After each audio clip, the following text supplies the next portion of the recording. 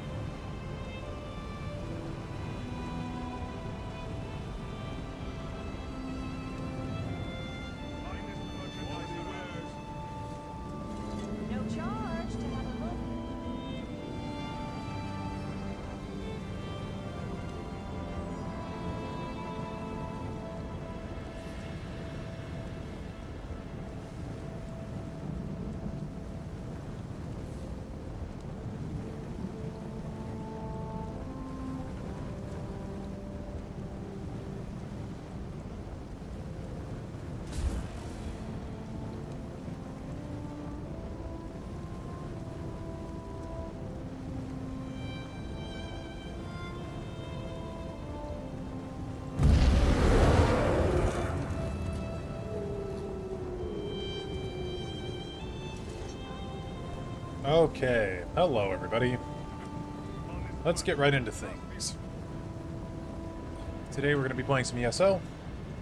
I need to do that thing that I do where I record specific dialogue for the video that's going to be coming out. So this this video is, or this live stream is going to be, it's going to have weird audio because I'm going to turn everything off except for the voices of people, so it's gonna sound weird. I apologize. It's just the way that it is. So, get into things. Hopefully, there we go. It's showing up. I was having issues with this earlier where my game wasn't showing up. How's it going, Nefarious Man and Titan Bro? What's up, silly man? My expired items from the guild store. Okay. Haven't been on ESO in a bit.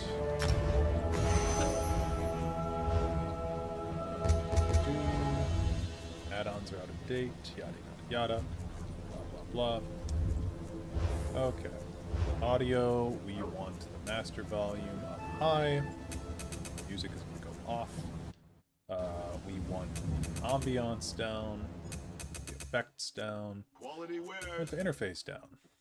Want the dialogue at maximum, cinematics probably down as well. We don't need the footsteps. Okay, and turn music just off, I guess. And the cheese to cringe for. Okay, I'm gonna load up my main character. We're gonna be doing some quests relating to the Tsaesci. And they are located in the town that we're going to be going to is in the Elsewhere region, the northern Elsewhere region, is where we want to go. So I believe, I hope actually, Buying and selling that I have this DLC unlocked. I sound the nobility. Yes, I do. So, Hackashay is where we want to go. Do I have that unblocked? There we go. Okay.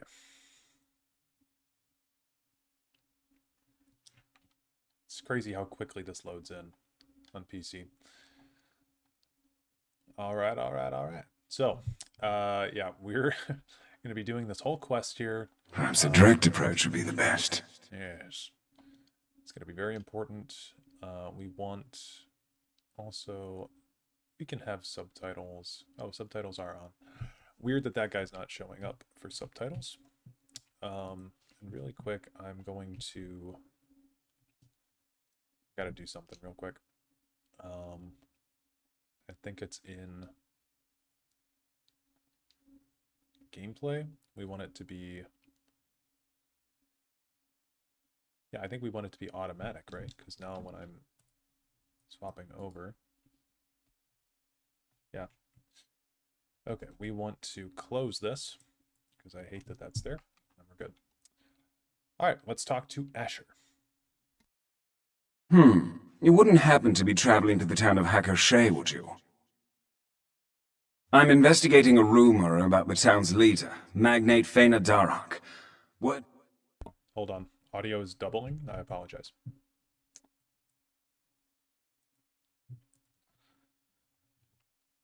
Okay, should be good now. Should be more tolerable for your ears. You wouldn't happen to be traveling to the town of Hackashay, would you? I'm investigating a rumor about the town's leader, Magnate Faina Darhak. Word has it that she's a descendant of the Akavir potentate. A rather curious rumor, given that the potentate's bloodline should have been wiped out over a century ago. It's a personal matter pertaining to my grandfather's legacy.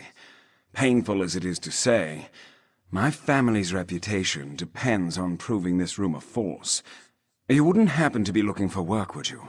I could use a lending hand. Why don't you begin by speaking to the lady in question? The magnate should be in the town square. Strike up a conversation and see what she reveals. In the meantime, I'll begin my own investigation. See what I can dig up.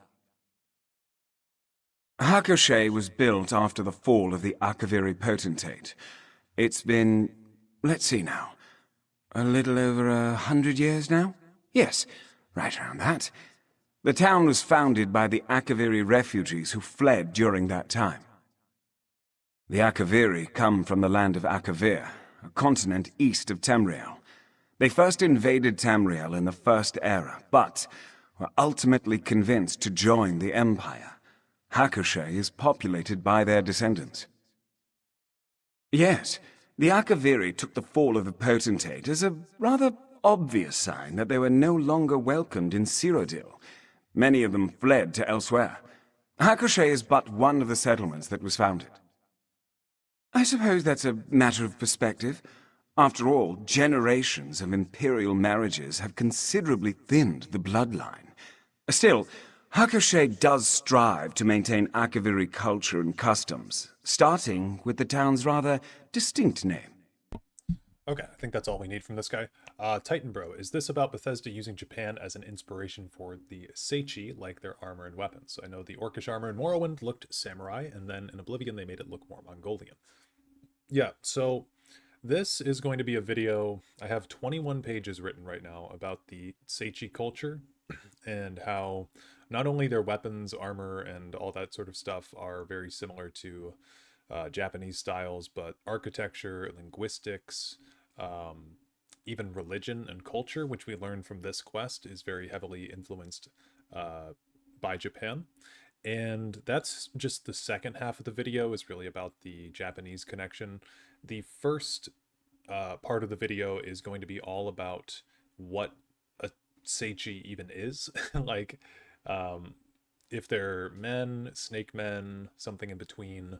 It's all very convoluted and confusing, but that is going to be the video, basically. Skyrim, they made it look Peter Jackson, Tolkien. Yeah, they, the Tsaesci have changed a lot, basically, from their initial, like, I think the first appearance of one of the Akaviri in air quotes is Duradin in the Redguard tie-in comic. He's said to be a half Akaviri, and he looks like he's of Asian heritage in some way. But then you have like the 2920 series, which talks about them slithering and being like snake folk. But then you also have all of the sources that we see with our own eyes that seem to contradict that. So, the video is just going to be on the Tsaesci in general, but it's actually a two-part video. So we're going to be doing the second part will be about the Akaviri Potentate, but essentially I've been working on this video for a while. I could not write about the Akaviri Potentate until I discussed what the Tsaesci were, because they're so intertwined. But the original idea of the video was to be about the Akaviri Potentate, but I've gotten so bogged down in the Tsaesci that, again, I have pages upon pages of stuff about the Tsaesci. Wasn't the Ghost in Sanker Tor technically a Tsaesci? Yes, he was. We've seen, like, every one that we've ever seen has been a humanoid bipedal person. Battlecat3492, hello. I've not seen much ESO content. Does this game have a solid player base still? Yeah, I actually was checking the player base recently. You can go, this is on Steam, so you can go on to, you can look online for Steam, like, concurrent players. I forget how many it was exactly, because my friend and I were looking at a bunch of different concurrent player bases for games last night. But there is data on that. I believe it's, oh god, it's upwards of 10,000 people that play this every day. I think. I don't know. I don't want to give out wrong information, but there's a decent player base that still plays ESO for sure. Okay, I'm going to get back into getting some dialogue from this guy, but feel free to ask questions in chat. I will get to them when I have a chance. Potentate Vesidouche began his political career as advisor to Emperor Riemann III. When the emperor was assassinated, the potentate stepped up as Cyrodiil's leader. Very fortunate for Vesidouche, of course. He was emperor in all but name. So goes the rumors, though nothing was ever proven. Unsurprisingly, an Akaviri on the Ruby Throne created conflict. The potentate was eventually assassinated himself. A few decades later, his heir was similarly slain. The Morag Tong, of course. Who else would be so competent? Following the death of potentate Severian Chorak and his heirs, a large number of Akaviri and their followers left Cyrodiil. Many wound up here and elsewhere. All right. Good to know. And I don't know how much of this dialogue is actually going to make it into I haven't been able to sleep all week. Please, can't you do something? Of course. I'll have the town guards investigate tonight. Thank you, Magnate Darak. And who do we have here? Come, let us speak. Welcome to the town of Hakushe. I must say it is not often I see a new face. Have you perhaps come to take part in our festival? The Proving Festival, yes. Through a series of trials, the people of Hakushe must prove themselves to their ancestors. We do so by completing 3 trials, otherwise known as the 3 proofs. First, the proof of reference calls on our ancestors to witness our deeds.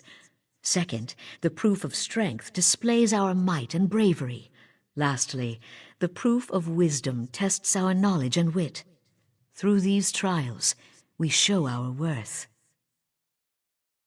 Of course, I'm sure you too have ancestors you wish to honor. First, you must speak with Domitia Nasica. You'll find her just by the river. Listen well to her words, for she will guide you through your first trial. Let me know if you have any other questions. I realize that Hakushe can be quite the curiosity for travelers such as yourself. Nothing to worry about. Domitia just hasn't been sleeping well. She believes there's something prowling around her house at night. I suspect it to be just bad dreams. Of course. I'd never dismiss a citizen who seeks my aid. Having the town guards investigate will help ease Domitia's fears. That alone may be enough to stop her nightmares. And if the dreams continue, I'll make sure she's seen by a healer. Though Hakushe is known for its Akaviri ancestry, the truth is that our imperial bloodline runs far richer. Still, we honor our Akaviri ancestors by maintaining some of their customs. The Proving Festival is a shining example of that. The Proving Festival has not been celebrated since Hakushe was first founded. I didn't even know it existed until I found a first-hand account of the festival in my family's records. It's been quite the challenge getting everyone up to speed. I'm not sure. Perhaps the town just wasn't interested in celebrations when Hakushe was first founded. I hold the title of Magnet, though I have no emperor who supports me. Still, my family has led Hakushe since its founding and chose to take the title to reflect that role. It has been my honor to lead this town for over 10 years now. Because it was our family who founded it. My ancestors wished to create a place of safety and peace, where Akaviri traditions could continue to be passed down and honored. A goal I still strive to respect to this day. Yes, as is my family's tradition. We tend to keep closer to our Akaviri heritage than most. I even speak a little of the language, though I suspect my accent is quite atrocious. Okay, Battlecat. I tried to get into the game a few months ago. I know it's an online game, but it seemed like a single-player game with the other players being essentially just ambiance. Does the co-op improve later on? You can have a really good time playing this game with other people, but I wouldn't recommend going around and questing with other people. I think that questing... I tried to do this when the game first came out. I tried to go around and quest with my friends and stuff, and it's just boring. Honestly, there's not really anything that's enhanced by having people with you other than the fact that you kill bosses a little bit quicker, but that's been something that they've always struggled with, is like having friends and co-op and doing stuff in the open world together, like quest related stuff. Plus there wasn't co-completion for quests either. I don't know if they've updated that or not, but back in the day they didn't have quests co-complete if you were with someone, so oftentimes you'd be at different stages of the quest even though you were doing it at the same time as the person you were with. The main thing that co-op is useful for is like dungeon crawling. So I used to organize sky shard hunts with my guild back when I played this game pretty seriously, like 10 years ago. So a sky shard hunt is like, you know, you go around to different dungeons and you go in and try to collect sky shards with people, and you're not really questing, you're more exploring and taking out bosses and stuff. And then there's actual dungeons themselves that you can get into, and those are like 4-person excursions that you can go on. There's several bosses in there, and then you beat the big boss at the end, and you get a bunch of loot from doing so. You can do PvP, you can do battlegrounds, so there's lots of different ways to engage with the community. It's just kind of how you choose to do it. But I don't think, like, I don't find any fun running around with people and trying to do story-based quests with them. I think that is specifically solo play. Okay, so we need to talk to Domitia Nasica. She has, or Domitia, I think they said her name was. She has dialogue that I know I need. So we'll go do that. Oh, you're that traveler I saw earlier. Do you need something? Truly, that was certainly nice of her. Your first step is to complete the proof of reverence. This trial allows us to call upon our ancestors to watch over us as we prove ourselves worthy of their name. With this paper lotus, write the names of your honored ancestors on its petals and place the lotus in the river.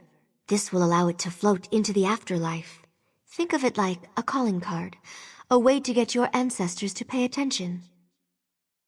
Return to me when you've completed your task. Oh, and feel free to ask any questions you may have. This is Hakushe's first proving festival in over a century, after all. I'm sure you're just as curious as everyone else. Before we can prove ourselves to our ancestors, we must first get their attention. The paper lotus acts as a ceremonial letter of sorts. By placing it into the river, we allow it to be carried into the realm of the dead. Yes, it is. The Akaviri believe that all waterways connect the realms of the living and dead. There are many folktales about boats being lost in heavy fog and landing on shores filled with restless spirits. I used to, when I was little.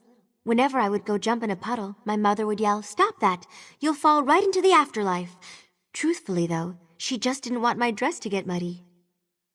Excited, of course. Honestly, I'm shocked we gave up the tradition in the first place. No one even remembered the festival existed until the magnate found an old record about it. Our town doesn't have much wealth or power, but we do take pride in our ancestry. Learning about our Akaviri culture and celebrating it is important to us. And the Proving Festival is the perfect way to do just that.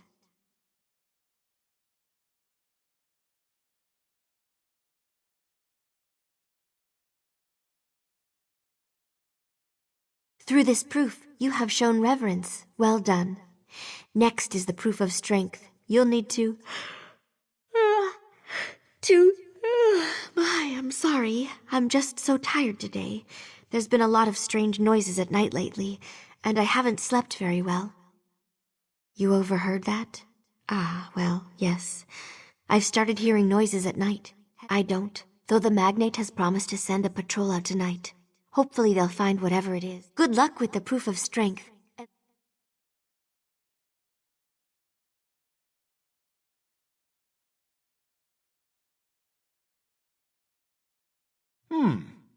What can I do for you, traveler? You wish to prove yourself before your ancestors. Very well. To the north lies a cave wherein beautiful sugar daisies grow. Bring me one, and you will have proved your strength. Ah, didn't I mention? The cave also happens to be a Tsaesci lion lair, and I doubt the beasts will be particularly fond of your intrusion. Best of luck, traveler. Make sure to keep your senses about you. Tsaesci lions aren't beasts to take lightly.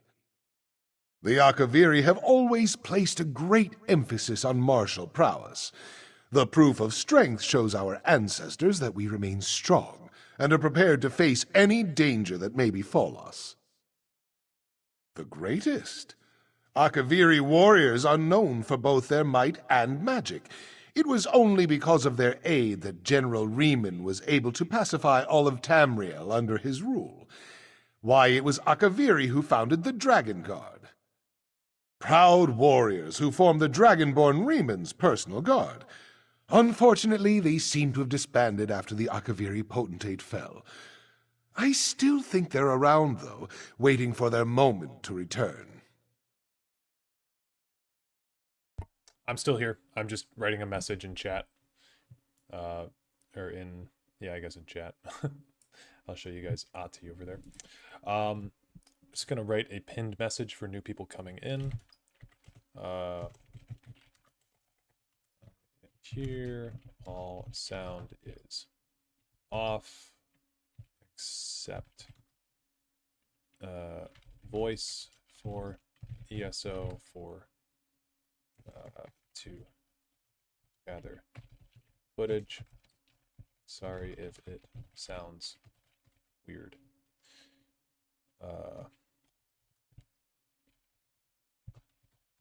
Okay. That's what they all say. What is what they all say?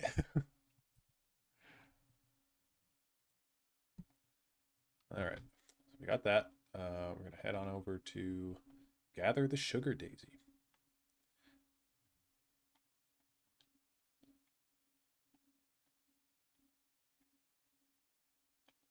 Yeah, I definitely need to update my my plugins. Seems like ESO got a lot of updates in the past little bit, though.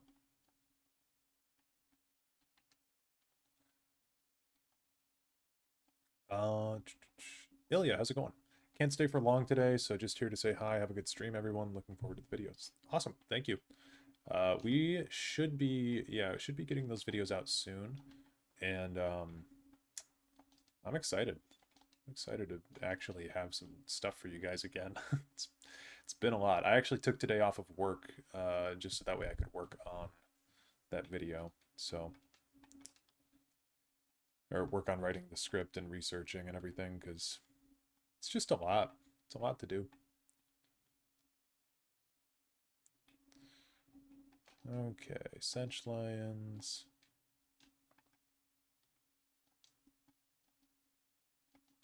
You know, what's curious is, like, this Trial of Strength, and I know it's a gameplay thing, but, like, if I come in here and kill all the lions, can't the next guy just come in and, like, clean up after me? Surely I'm not the only person doing this trial today.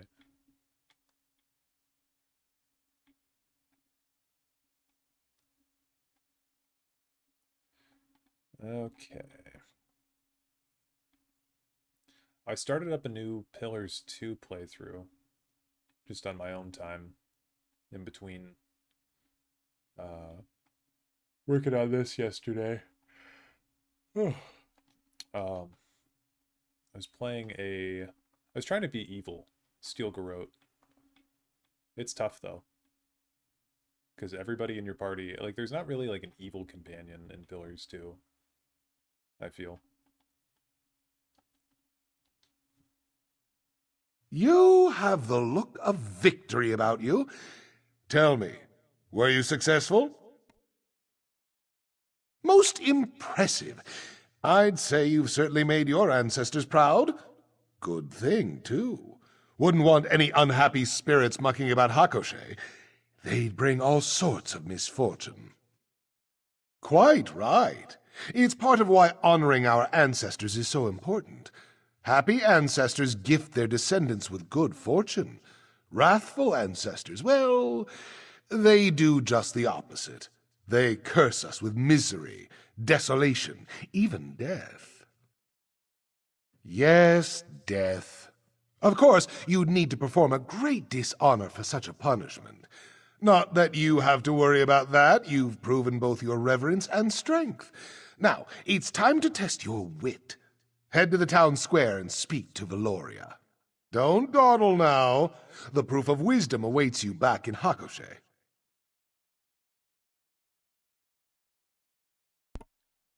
My ancestors are smiling at me, Imperial. Can you wait? What game are we in? Yeah. You know, Nord, there's a lot of ancestor worship in Elder Scrolls, actually. What is this? Clever Kale Perwa and the Great Boast, Volume 1. As retold by Nale Polek, Poet Laureate to Potentate, Versailles Shea. Once in the land of Akavir. Drink over here. Okay. Once in the land of Akavir, there was a clever woman named Kale Perwa. She was known to spin words the way a spider spins its web, alluring and beautiful. But this clever tongue came with a boastful mouth. Living or dead, there are none in Akavir who can match my wit, Kale Perwa proclaimed one day. Though her parents tried to silence her, Kale Perwa would not take back her words. She repeated them once, twice, thrice. And on that third time, her words were so sure and loud that they echoed all the way into the afterlife. There are none so clever as I. Though all of Kale Perwa's ancestors were displeased with her words, one spirit in particular took great offense. It was the spirit of General Haro Banar, a man who had won many great victories with his cleverness. The general had always been modest about his accomplishments, and was displeased that his descendant did not follow this example. Kale Perwa claims to be more clever than all, living and dead, the general proclaimed. I shall travel to the world of the living and see if these boastful words hold any truth. General Haro Banar was well honored by the living. Have a drink with me. That guy needs to shut up. General Haro Banar was well honored by the living, and so his spirit was strong enough to leave the afterlife and venture into the mortal realm. He did so now, changing his ghostly appearance into that of a warrior dressed in golden armor. Swift as the wind, he traveled to Kale Perwa's village and sought her out. The general found Kale Perwa in the edge of the village, collecting herbs for her house. For a moment he hesitated, for the general knew his descendant to be as dutiful as she was clever. And so he resolved to give her one last chance to renounce her boastful ways and live modestly. I seek Kale Perwa, said General Harobanar, making his presence known. Be you her? Kale Perwa looked up and nodded, wiping the dirt from the palm of her hands. Yes, I am she. It is said that you claim to be more clever than any living or dead. Be this true? Kale Perwa stood to her full height and gave the general a confident smile. Yes, it is true. There is none so clever as I. That is quite the claim to make, replied the general, his voice growing cold. After all, how can you prove yourself against the dead? Drink to something. Kale Perwa shrugged. Should any of the dead take offense from my words, let them prove themselves to me. After all, cannot spirits visit the land of the living? Very well, said the general, with a solemn nod. For the next 3 nights you will be visited by the cleverest of your ancestors. Prove yourself to them, and your boast will become truth. Suddenly, Kale Perwa was afraid. How could this stranger make such a claim? Who are you? She asked, her voice trembling. I am he who will meet you on the 3rd night, said General Harobanar, his voice mighty, his gaze unflinching. I am he who will acknowledge you as cleverest of all, You're should funny, you prove all yourself right, so. but looks aren't everything. And I am he who will punish you, should your boasts be but clever lies. And with that, he was gone. Very cool. I know Dark Elves and Nords do. Do Imperials also technically work because Aedra means our ancestors? Aedra means our ancestors. Yes, Aedra means our ancestors, but specifically in relation to how the Altmer use it. I've seen a lot of people talk about that. Have you recently. heard that King Lelorian has returned? He's going to lead the Fighters Guild now. God, these people talking in the void here. Seen a lot of people talking about that in the comments of my magic video, because I believe that there is a distinction between Aedra and Daedra that is not purely etymological, because we hear from a couple sources, like we hear in the Khajiit mythology they're from separate litters. We hear in I believe it's in the Anuid, they're from, the Aedra are born of Anuic blood and Patamaic blood, whereas the Daedra are only of Patamaic blood. So it depends on who you ask, I guess. Only asking because I can't remember for the life of me when the Imperials worship their ancestors. No, I wouldn't say that the Imperials necessarily worship their ancestors, but I mean, there's probably some reverence for it. But yeah, I mean, Altmer do to an extent. It's like the Dark Elves are the clearest example, I'd say, and so are the Nords, but yeah. So there's a lot of different examples that you can find. There is a dedicated page on UESP for ancestor worship as well. Why, if it isn't our town's mysterious stranger.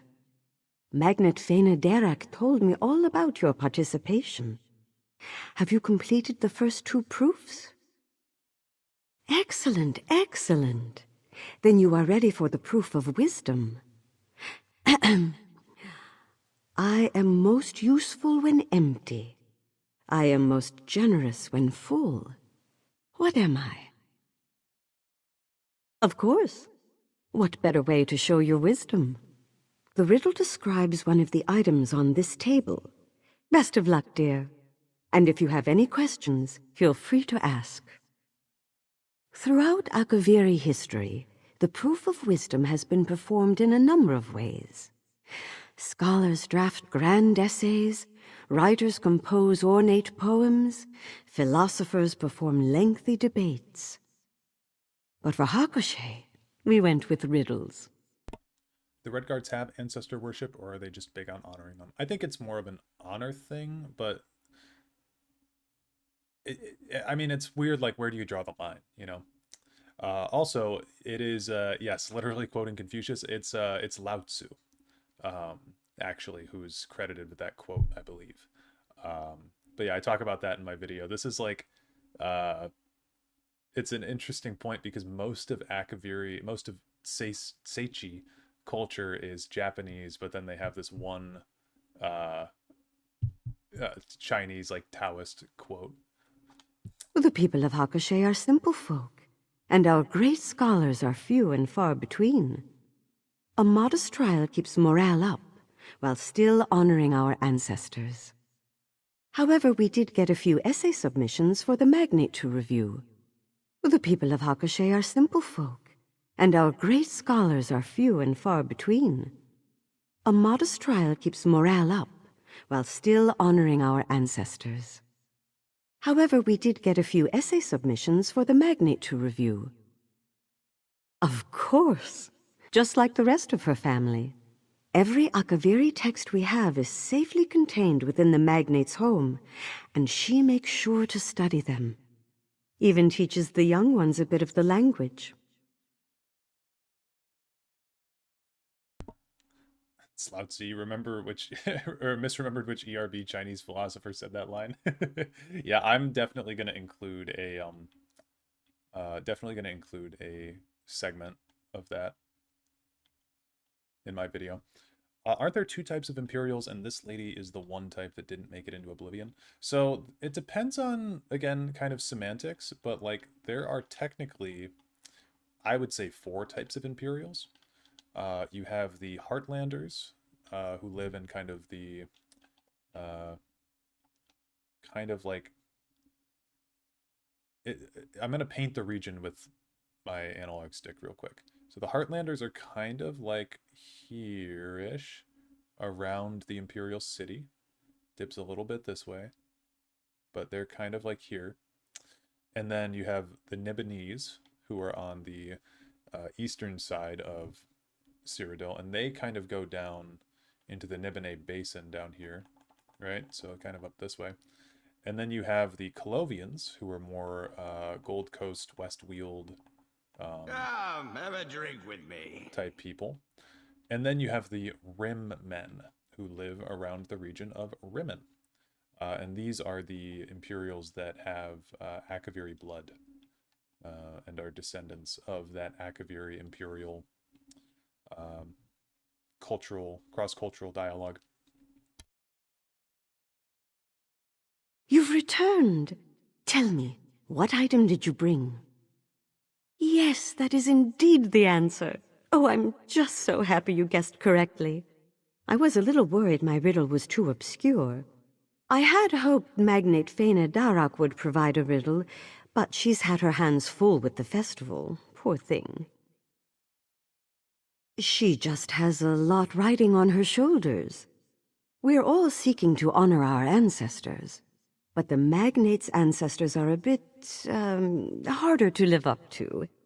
I'm sure it's created a good deal of stress.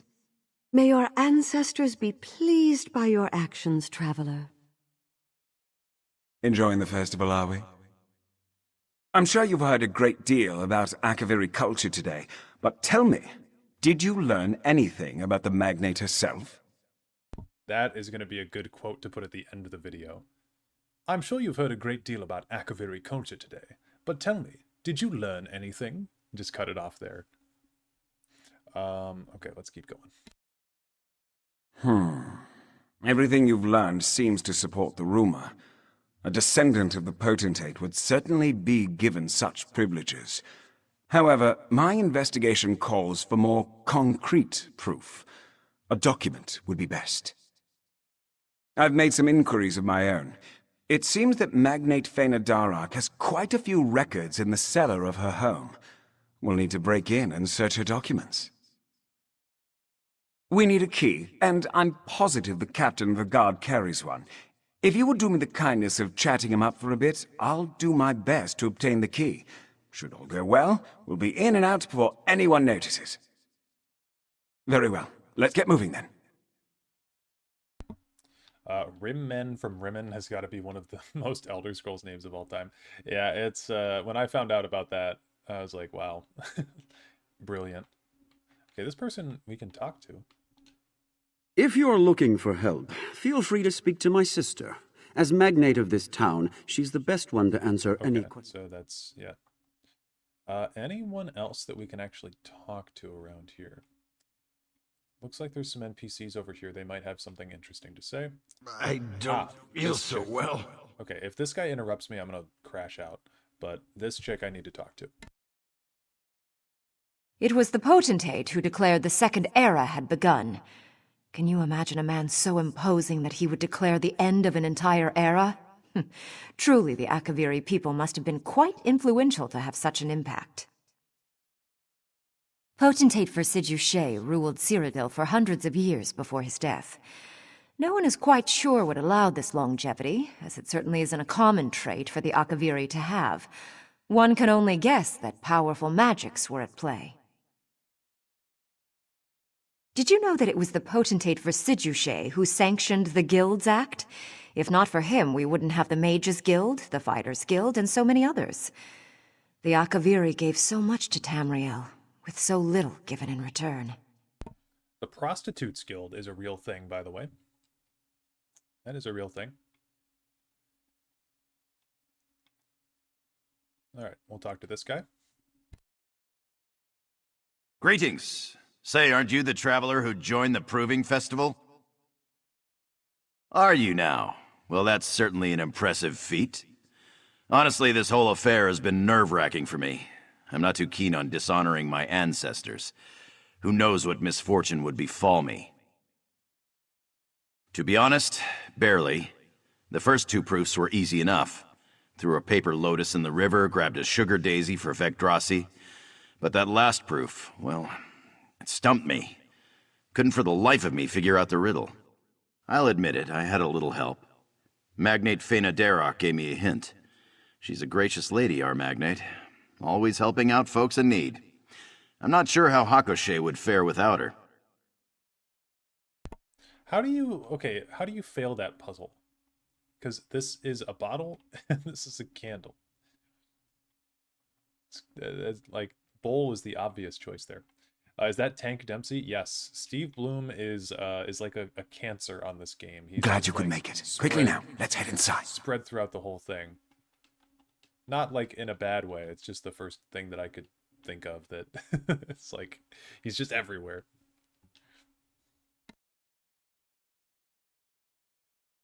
Well, that's certainly odd. There must be something here to take down that barrier. Okay, this book is important. This is called Tale of the Elements.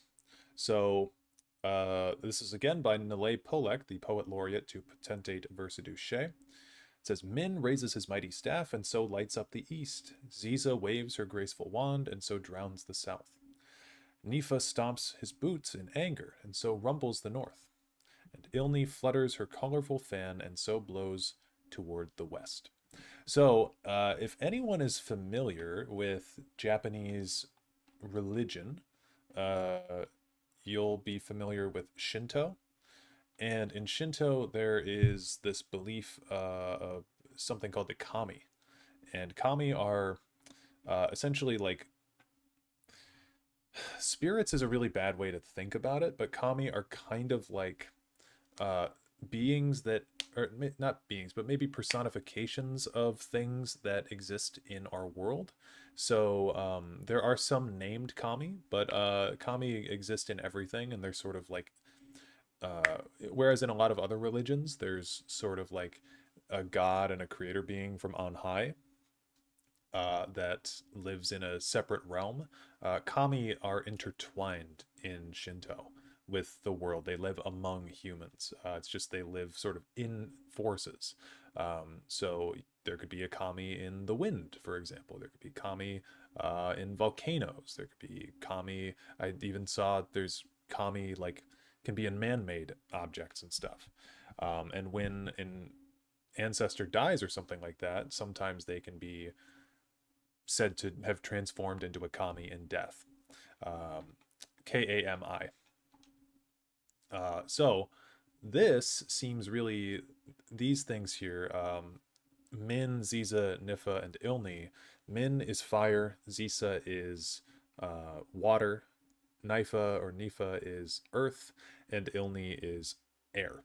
This seems intentionally similar to Shinto. to Shinto beliefs, which furthers the example that the Tsaesci are heavily, heavily influenced by Japanese culture. I'm willing to bet those tablets would fit rather nicely into these sockets on the floor. Yep. So north socket, I know that water was down here. Oh, they just... okay, they just auto slot in. Oh, wait. Oh, place earth tablet. Hold on. Can I take this out? Oh, okay. They just auto slot in. That's not fun.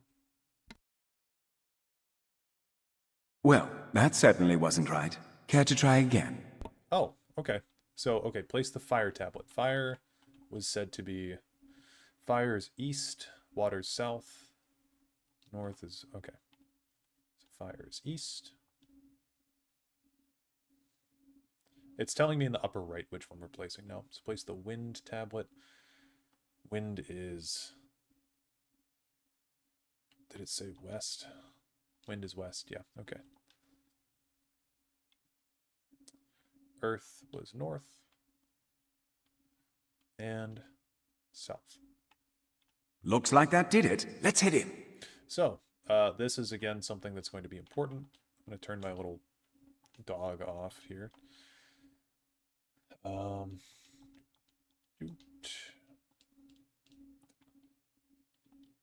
then we can go into, if you go into video, you can go screenshot mode.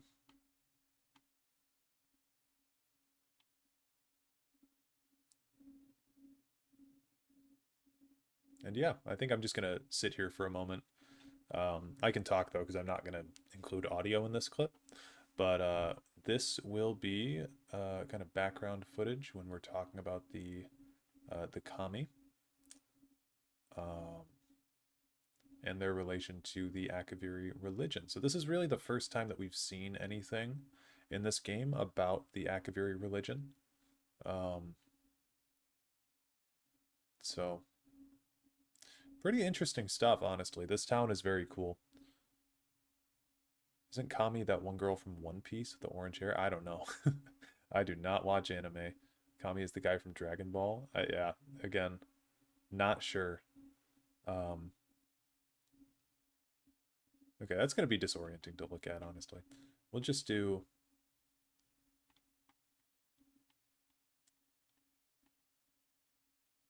I don't know, I guess I can walk around.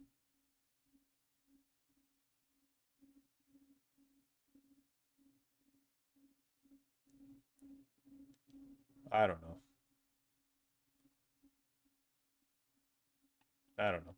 I can come back down here if I need to as well. The magnate left a letter on her desk. Interesting, don't you think? Does the magnate also just have like a map of Glenumbra up here as well? That's a little bit weird. All right, let's see. Making me dizzy, man. Yeah, I know. I'm not going to include that in the video. It seemed like a good idea at first, but no. My dearest Faina Darak, I know that our family carries many burdens. One day you will lead Hakushe and ensure the prosperity of our people. For it is you who carries the blood of the potentate, a connection which proves both blessing and curse. You must prepare. Our family has never allowed word of our lineage to go beyond Hakushe's walls, for good reason. The Morag Tong still haunts the shadows of Tamriel, and they will not take such news lightly. As descendants of the potentate, we are seen as loose ends to tie up. To ensure our family's safety, we must closely guard this secret. It is the only way. Forever yours, Mommy. Seems this letter confirms that the magnate is descended from the potentate. What a pity. Just what are you two doing here? Get out at once! Traitor! How dare you claim to be of my blood? What? What's happening? Please, no! Vegetal. Just banished her to the Shadow Realm. It's awesome. Well, it seems we've confirmed that Faina Darak is a descendant of the potentate. just in time for her to be whisked away by some vengeful spirit. Just my luck. Isn't that part of the Akaviri's beliefs? Disrespect your ancestors and they'll have their revenge. And given the spirit's armor, he was definitely Akaviri. Huh. Makes me wonder what the magnate did to deserve such a fate. I'm not sure, but it's as good a guess as any. Given the turn of events, we'd best go after them. Perhaps the local tombs? If I know ghosts, they don't often wander far from their graves. Some Akaviri is so upset with the magnate that he's returned from the dead. And if I'm to see this investigation through to the end, I need to learn why. Let's head to the tombs. It's just east of the town square. Can't miss it. At least we have someone to search. Okay. So that guy that showed up was Belaron Kai? Belaron K? Something like that. He is a descendant of Severian Chorak, who was the second potentate in the Akaviri potentate, second ruler that took over after. Glad you could make it. Versailles. And we'll find that out. I'm basically just spoiling this for you, but we'll find that out later.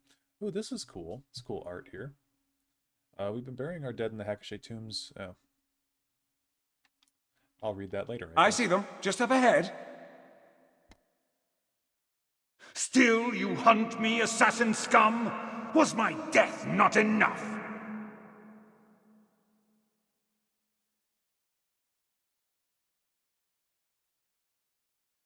This disappearing act is getting very old, very fast. He seems to think that I was the Mer who assassinated him. Could be a simple case of mistaken identity. After all, my mother always did tell me I bear a striking resemblance to my grandfather, Methisdarum. As a member of the Morag Tong, my grandfather executed a great number of people, but given the location and the armor the spirit wears, let's move ahead. I have a feeling we'll get our answers soon enough. Gotta head out. Hope to catch more of your stuff, man. This is awesome. Thank you. Thanks for stopping by. Best if we split up and go our separate ways. Yes, best if we split up and go our separate ways. So I'm just going to do the ESO special, which is run by everything that you don't need to fight. It's also the Dark Souls special.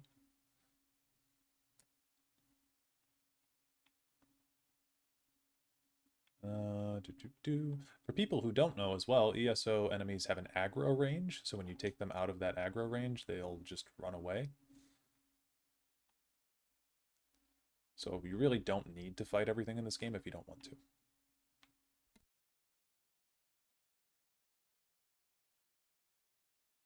You will not advance!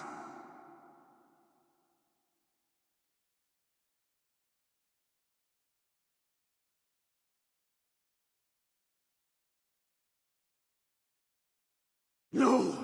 You can't find out!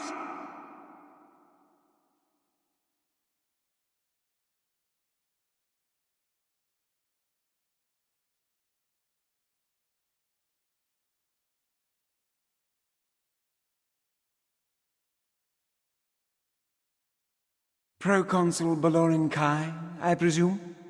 Very good, assassin scum. You and your companion have been most insistent. Come, let us speak. But Lauren Kai. It's nice to know how to pronounce this guy's name. Fena Dareloth has called my spirit to judge her. By her quill, my name was written.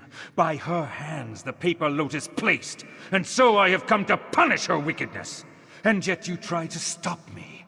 Who are you to deny me my revenge? When I escaped Cyrodiil, I had but one man to protect me. Someone I placed my utmost faith in, my utmost trust. Lieutenant Line Bardwick. But when it came time to guard me from my Morag Tong assassin, my protector fled. Yes, though not before I was able to inflict a mortal wound myself. Both I and my assassin died that day, but not Line Bardowick. He looted my corpse and claimed my name. It was he who founded Hakoshé, not I. Her family continued to spread the lies of my betrayer. For centuries they have proclaimed themselves nobility, but all they have inherited is lies. She must renounce her title and tell her people the truth. Only then will I be content. Go then, and convince Fena Darak to speak the truth. Only that will save her. The Proving Festival is a time for the Akaviri people to commune with their ancestors. Not only does it allow the dead to view the living world, it also invites us to cross over. Fena Darak called me to judge her. I have come to do so. And so I did not kill her, as I attempted to kill Line Bardowick when first this festival was held. My lieutenant also summoned me by our ancient rites, though he did not realize this. I was compelled to cross over and judge his wicked ways. Line Bardowick was a strong mage in his own right. He cast me away. For centuries I have waited for another Proving Festival, but I suspect that Line Bardowick took precautions against my return. But now, at last, the truth can be revealed. I can't believe it. The founder of Hakoshé, my ancestor, he lied? You don't understand. To admit such a horrid truth wouldn't just dishonor me. It would dishonor my entire family. All of my ancestors, who have done such great things for Hakoshé, they'll all be disgraced. How can I do that? No. No. I don't want to keep lying. The citizens of Hakoshé deserve nothing but my complete honesty, even if it comes at the cost of my family's reputation. I'll do it. Ancestors, forgive me, but I'll tell everyone the truth. I'll be watching, Fena Darak, waiting for you to speak the truth. I'll keep my word. Well, seems like it's time to get going then. I'll meet you in the town square. I shall see if Fena Darak honors her words. Only then can I rest. Okay. Pretty cool stuff. I always wondered what the Tsaesci depiction of shore is. You know, that's an interesting, that's interesting. It seems like they really don't worship in the same way that anybody else does. Their beliefs, again, seem to be heavily influenced by Shinto. Honor is for the dead has a different meaning when the dead objectively interact with the living world. Yeah, true. But they seem to worship in a very different way. Essentially, what I have written for my kind of lore video on them is a lot of conjecture, but it's based on a lot of things that I've observed. So the Tsaesci are very, very reminiscent, at least the ones that we've seen, of samurai from the Tokugawa Edo period of Japan specifically. And during that period, there was sort of a stratification of samurai from the different classes. So you had samurai, peasants, merchants, and artisans. And then above those, you had the daimyo, and then you had the shogun, and those were kind of the ruling class. So what I've kind of determined here is that the Tsaesci that we've seen are the ones that came over with Versailles and Severian Chorak, right? Severian Chorak sort of seemed to me to be like the daimyo. And for anyone who doesn't know what any of these words mean, a daimyo is basically a vassal for the shogun back in feudal Japan during this period.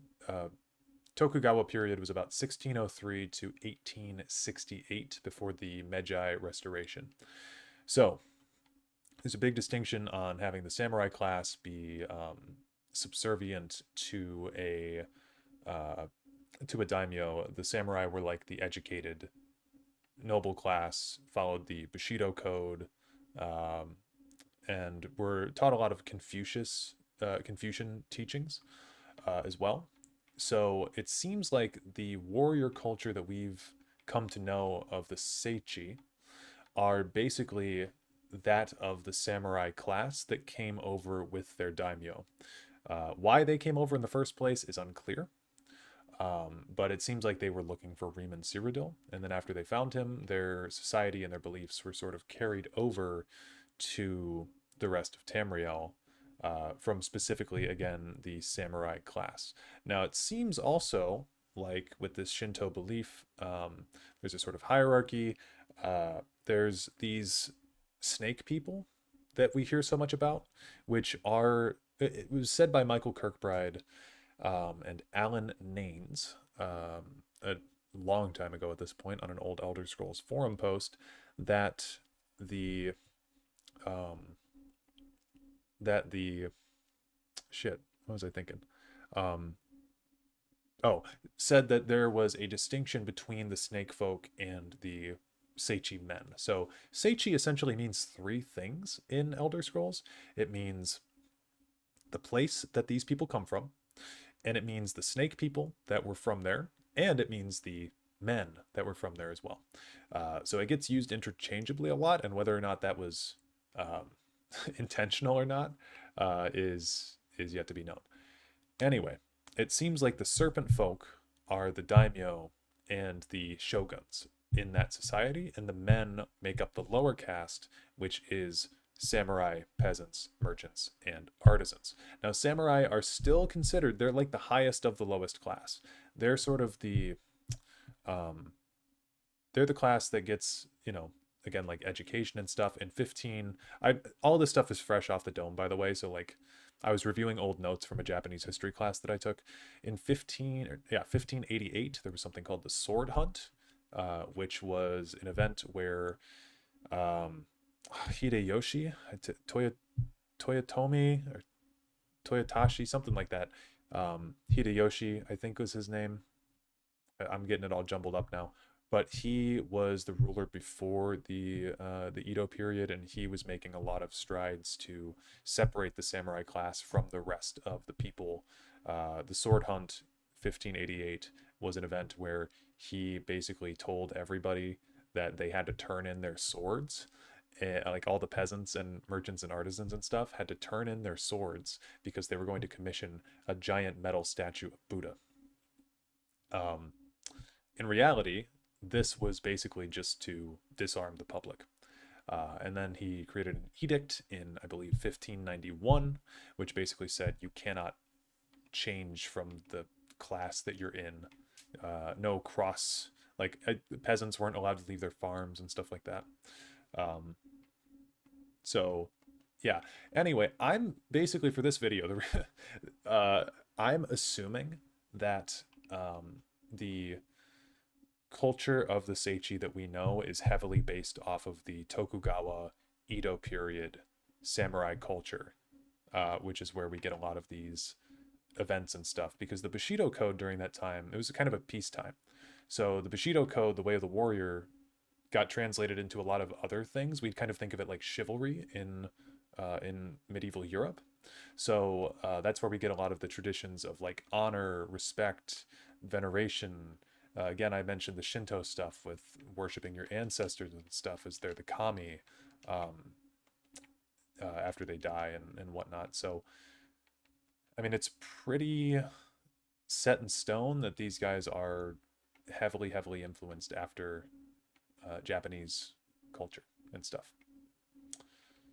When you have the same knowledge as Dareloth, but yours came from pop culture and his from research. Yep. It seems my investigation has come to an end. The rumor was false, my family name is cleared, and no one even needed to be executed. A happy ending all around, wouldn't you say? The Morag tongue isn't one to leave loose threads, even one that's been dangling for over a century. Luckily for Fëanor Darach, my grandfather was able to complete his writ. Here, a reward for services rendered. Now, despite our daring rescue, I'm certain the magnate doesn't want a member of the Morag Tong hanging about. Though it does look like she's about to make her big announcement, doesn't it? Well, perhaps I'll stick around long enough to watch. If I had to. My preference was always to prove this rumor false, of course. Still, a writ is a writ. If my grandfather failed to do his duty, then I would have done it for him. Simple. My grandfather was following a writ which called for the death of potentate Severian Shorak and all his heirs. Had Fëanor Darach been a descendant of the proconsul, her execution would also fall under this writ, naturally. I'll let the Morag Tong know your feelings soon as I'm back in Morrowind. I'm sure they're just dying to hear your opinion. I like this guy. Isn't there a connection between Boethia and the Tsaesci, but that might be Kirkbride stuff. I have not heard anything about it, maybe.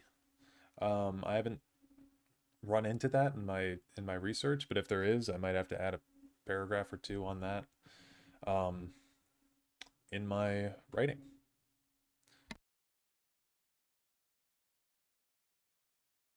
My family has long claimed to be descended from the potentate. But this is not the truth. The man who founded the town, my ancestor, was a traitor. He betrayed Proconsul Baloran Kai and stole his name.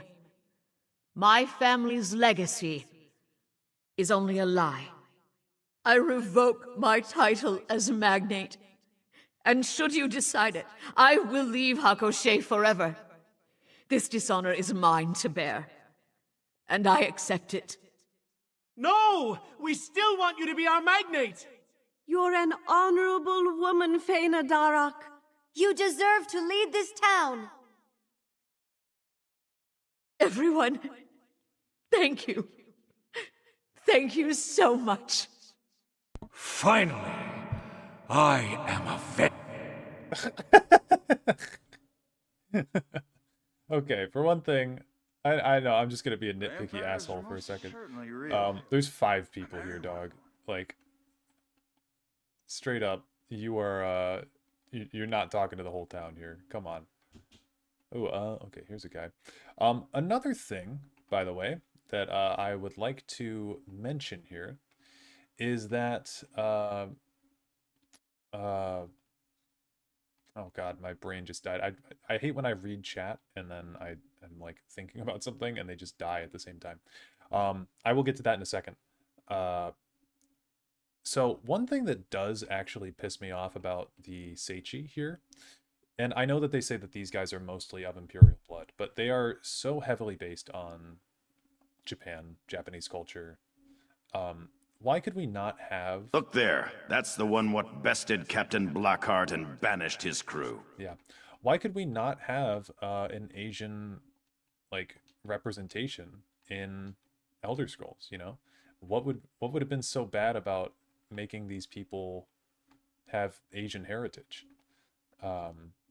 We have enough white people in Elder Scrolls already. We have 3 separate races of men that are just white guys. So I think it could have been an opportunity for them to have included the Tsaesci as Asian, but and I'm saying Asian broadly. It's specifically Japanese that they're modeled after for the most part. But like, it just seems weird to me. I've seen people toss around the idea that like, so it's said that the Tsaesci have golden skin, right? And that could be interpreted as racist. And them being like from the far off land in the east and mysterious and whatnot, again, could be taken poorly, but like, I don't know. At the end of the day, I'm just, I don't know if I'm super qualified to talk about it, but it just seems weird to me.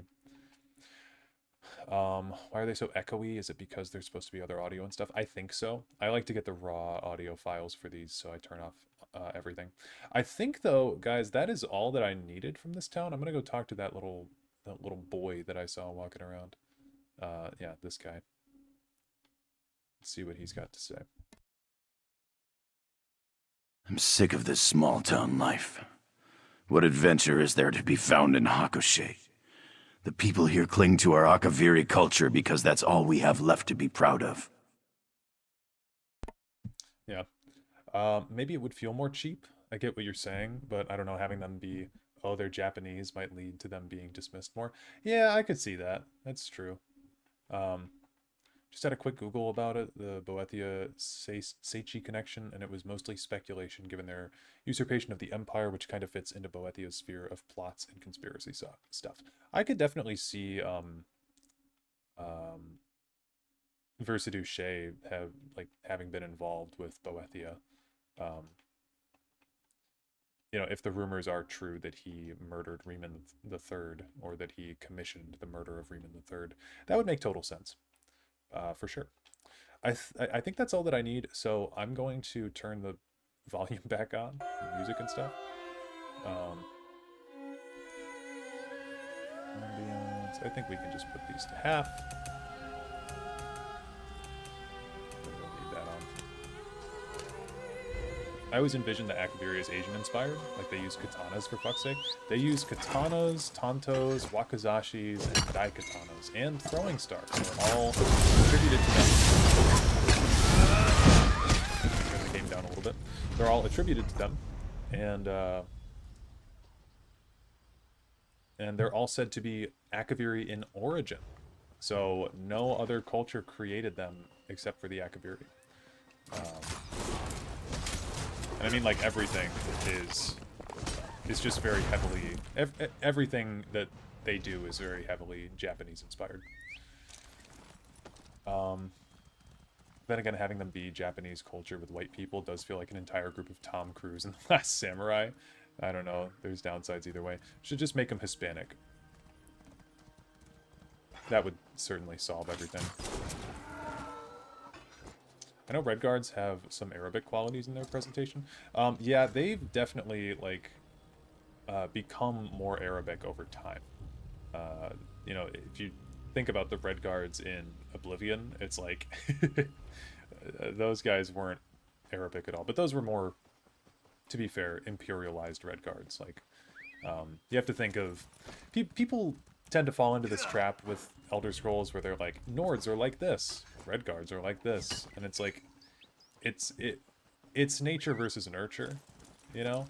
Where you're brought up is going to determine how you act, so. As a Japanese person, it would have been cool for them to have added Asians to the game instead of just, like, our swords and armor, and only, like, one era of them even. Yeah, exactly. I mean, I feel like we have enough white people. We even have... As far as races of men go, if you go to Black Marsh, you can meet the Kothringi. And the Kothringi are fictional silver-skinned people. Fictional silver-skinned men. Right? We got fictional silver-skinned men before we got Asian people. And this is a problem throughout all of fantasy, by the way. I mean, I know that, like, obviously,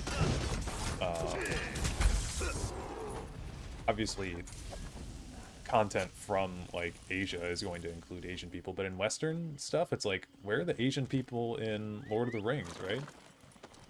Where are the Asian people? It can feel out of place when you see an Asian person sometimes in fantasy, because it's like, oh yeah, that's like never included, you know? Which is a shame, because it's in a world where it's a fantasy universe, and it's and the idea behind it is play as whoever you want, right? And everybody's valid and welcome here. I'd say that Elder Scrolls, for as big of a racism thing that it has going on with it, right?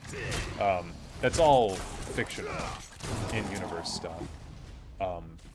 The actual Elder Scrolls community is pretty welcoming, I think. I mean, and, like, very pro-LGBTQ, and it's just like, I don't know, it's just a sign of the times of when the games were made, I guess.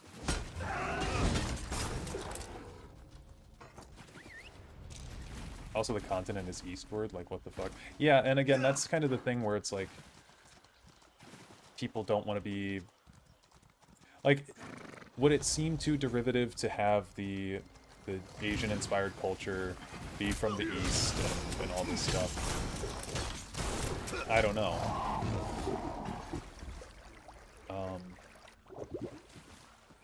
There are Nords and then there's milk drinkers. Yeah, exactly. I like the Tsaesci description in the Lost Races of Nirn mod for Skyrim, where they are Asian people with Sankei eyes and scales similar to Draconic Bloodline sorcerers in BG3. There's a cool interpretation of them in Crusader Kings 3's Elder Kings 2 mod as well, where they have like Asian features, but they also have the gold skin inquired, or in what am I thinking? Gold skin integrated in as well. It's also hard to come up with a desert culture without accidentally reinventing real-life people. Yeah, I mean, here's the thing. Every culture in Elder Scrolls is based off of something in real life. In the first chapter in the Silmarillion, Tolkien wanted to create a mythos for Great Britain. He said that there was like only King Arthur and the other stuff was based around Christianity. Yeah, I mean, you don't have to make a fantasy universe true to life, for sure. I'm Mexican myself. I don't care about diversity. I care about context and subtext. If a setting is European-oriented, it's okay. If it's only white people. Yeah, no, I totally get that, too. I'm not pushing for, like, there needs to be diversity in everything. Because there doesn't have to be. Like, I was just saying, the reason I bring up Tolkien as the example, like, did I expect Tolkien to have Asian people in that series? No, not at all. Because that's just not what it's really about. But, like, historically, the fantasy genre just has not really included Asian people in it at all. And they had a chance to, because they straight up have an Asian, like, ethnicity in this game with the Tsaesci. But they just decided to make them white, and that's where it feels weird to me. They borrow everything else from Tsaesci culture, or, sorry, from Japanese culture, pretty much. But then you decide to make them just white people. It's a little disappointing. Are you streaming on Twitch? Because I would rather to watch there, but I understand if you aren't. I'm just on YouTube. This is where most of my audience is, so I normally just stream on YouTube. So yeah, I would dual stream on Twitch, but it kind of stretches my bandwidth, and I already have enough trouble with that.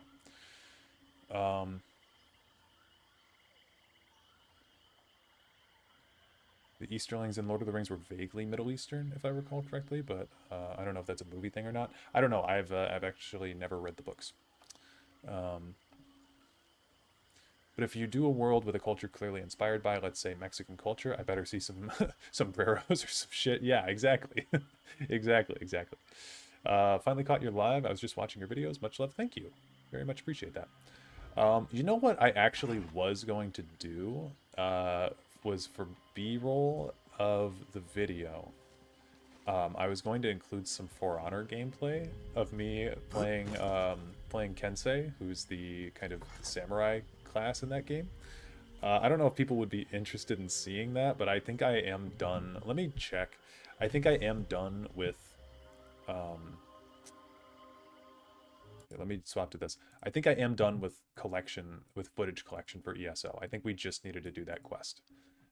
But I have a bunch of footnotes and stuff that I'm going to look up, so we will double check. Let's see. ESO Live, Episode 2. Don't need that. Mysterious Akavir. Oh, Kisaravi. Did I talk to Kisaravi? No, I did not. I can go do that. Kisaravi is located outside of the Tomb of Serpents. And the Tomb of Serpents is in... Okay, it's okay, I know where this is. All right, so I guess I do still need some stuff. So we will continue.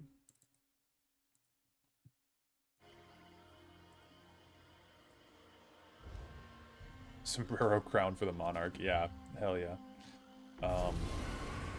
Let's see. So we need to just go back to Northern Elsewhere, and we need to go to the Tomb of Serpents, which I've already cleared, apparently. I hope I haven't done this quest. And we'll just load up a different character. Really looking forward to this video that you're working on. My partner and I love your vids. Well, thank you. I really appreciate it. I appreciate you being here. I appreciate you saying that. I feel like I haven't made a video in like 2 months, so I feel like a bad like a bad content creator, but I appreciate the kind words and stuff from people. Big hat Logan, but it's a massive sombrero. Oh, yeah. Sombrero Grande Logan.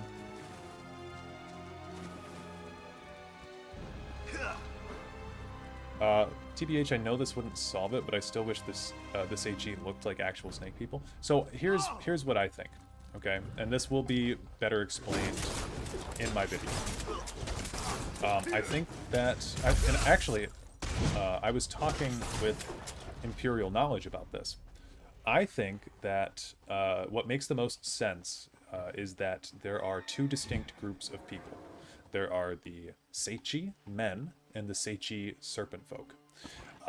However, I think that the Tsaesci men are... I think that the Tsaesci men can produce physical features that are snake-like. I think that golden skin used to be a feature of Tsaesci. I think that snake-like eyes used to be a feature of Tsaesci. If you look at the Crusader Kings 3 mod, again, it has a really cool depiction of the Tsaesci. That is exactly how I would picture them. So I think that that was the case a long time ago. There's also this idea that the Tsaesci are shapeshifters, and this is supported in a couple of the texts.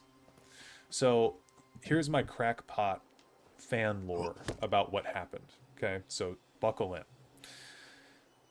Because what I wound up doing for this video is I compiled all of the evidence for and against Tsaesci being men, Tsaesci being snakes, whatever. So, here's my idea of what happened. Oh, sorry. To conclude that thought, I compiled all this evidence. Okay, think of like Charlie Day with his crackpot theory board. Okay, that was me. So I compiled all of this, and I was like, none of this shit makes sense. But the best way that we can come up with it is, or the best way that I thought that I could come up with it, was to essentially roleplay as an in-universe scholar and compile all of that evidence into one theory that seemed the most logical. So we have this idea that there were men and there were snake folk. That we know from Mysterious Akavir that the snake folk defeated the men. It says that they ate them, okay? That doesn't necessarily mean that they literally ate them, though. But it means that they defeated them. This is the same language that is used for the Kapotun when they say that they ate the dragons. They didn't actually eat the dragons. They, later on in that book, they enslaved the dragons, okay? So, the Tsaesci snake folk basically incorporated these men into their culture, and they became the lower caste system in this Japanese Tokugawa style caste system. They became all of the lower rungs of society. The Tsaesci men are the samurai, the merchants, the peasants, and the artisans. The Tsaesci snake folk are then the higher up. They're the daimyo, they're the shogun. They're the rulers of society. They're the vassals, and they're basically the head of state. It's said that the snake folk can shapeshift. This is a Lawrence Schick quote. Says that they can shapeshift, and what's his name? Chevalier Renaud, who, oh god, we have to talk about him too. God damn it, I've just remembered I gotta go find him. Chevalier Renaud talks about how he sheds his skin and how he didn't always have this human form. So this is a long explanation.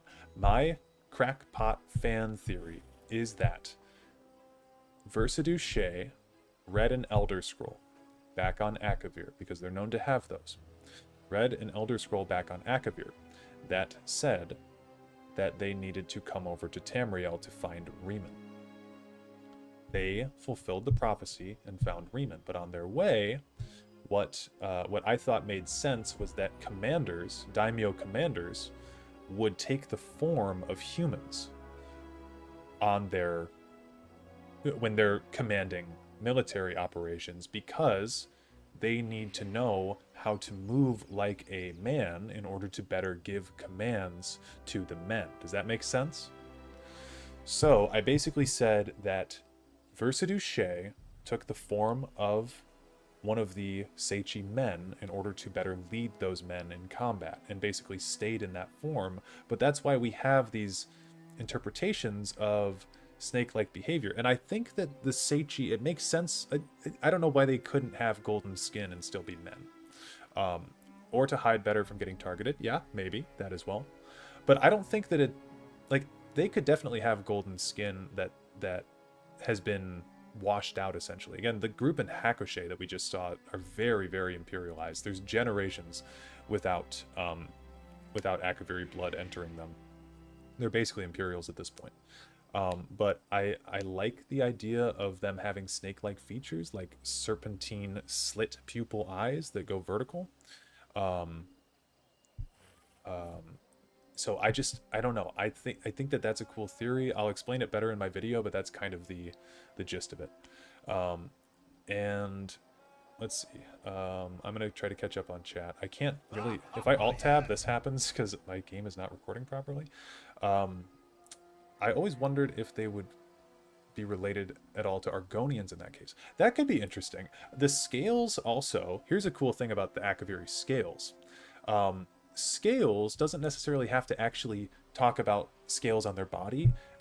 If you guys know, Japanese armor, samurai armor, was traditionally made of scales. So it could be poetic language, similar to in Mysterious Akavir, how he talks about them eating the men and eating the dragons. The scales could have actually been referring to the way that Japanese style armor was created, rather than being literal scales on people. Could be a description of their armor. I interpreted the devouring of the men of Akavir mentioned in the book as a metaphor for an ethno-cultural assimilation sort of thing. Yeah, exactly. Basically the same thing that happened with the Dwemer and the Falmer. Yeah, very similar. Yes, after Corvus broke the curse of the Grey Cowl, Dareloth was able to become a historian as a side hobby. Yeah. All this talk about culture is quite cool and depressing. Most cultures in postmodern world are an homogeneous culture of materialism and consumerism, a little America in values and aesthetics. On their armor, or their armor flesh spells look like scales? Oh, maybe. I like that armor interpretation. Feels the most like what an actual anthropologist would figure out. Yeah.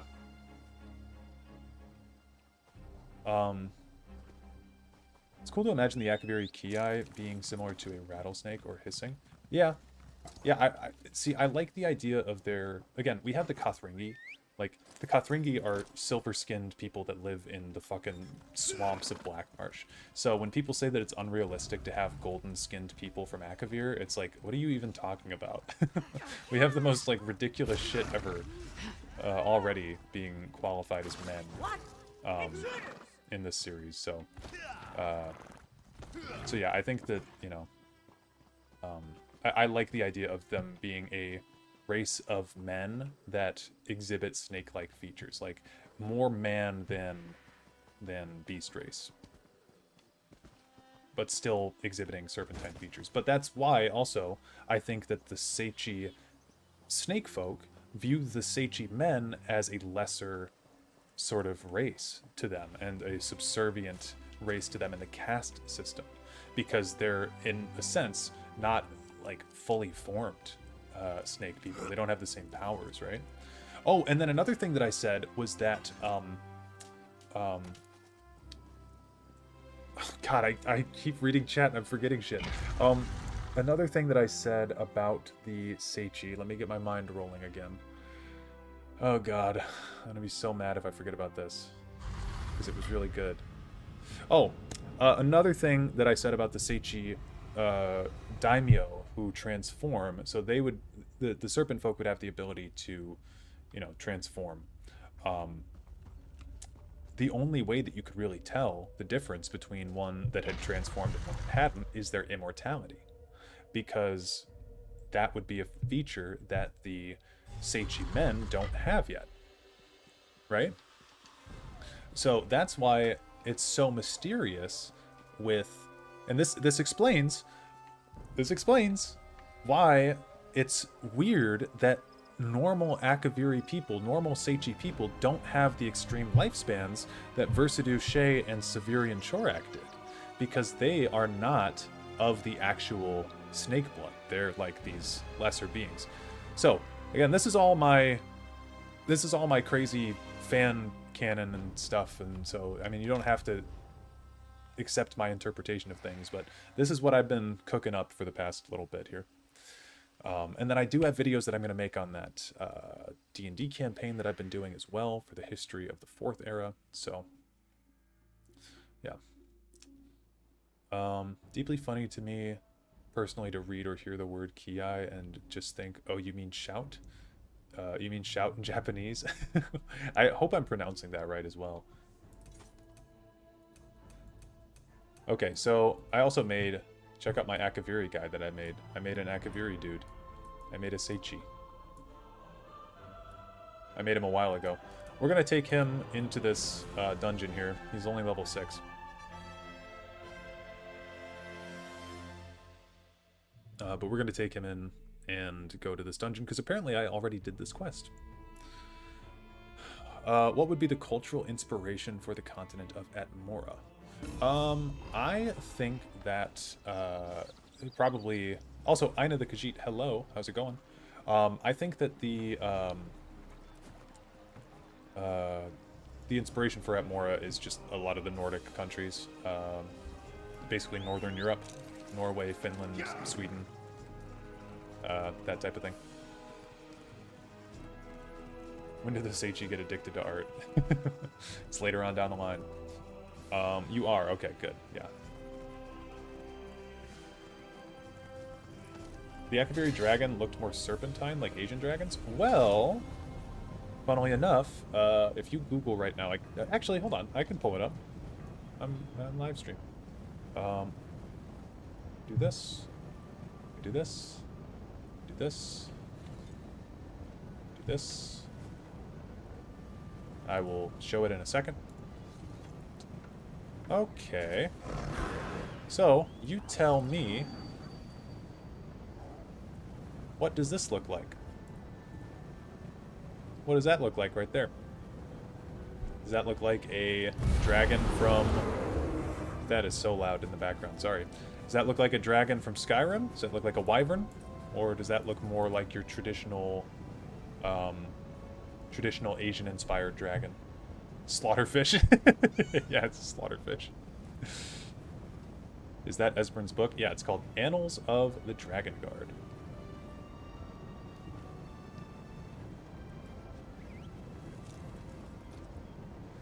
But yeah, so that answers your question, hopefully. That probably also fueled the Snake Man label as well. Yeah, probably. I mean, there's a lot of things, like, there's a lot of things that show that they are men more than snakes, right? Or at least the ones that we saw. Again, the samurai class that came over with their daimyo were mostly men, is my theory here. I can't say anything definitively about Akavir. I don't know anything about Akavir. The only things that I know are the Akaviri that came over. And from what I can tell from those ones, they are mostly men, except for 2. So, yeah. Is this map in Mandarin or Kanji? It's in English, actually. It's in English. It's just written vertically. I actually don't know what that vertical script style is called, but it's just a vertical writing of English. Now there is in Oblivion, there is script from the Akaviri Messenger Diary. Again, I can just pull it up, I guess. Akaviri Diary message.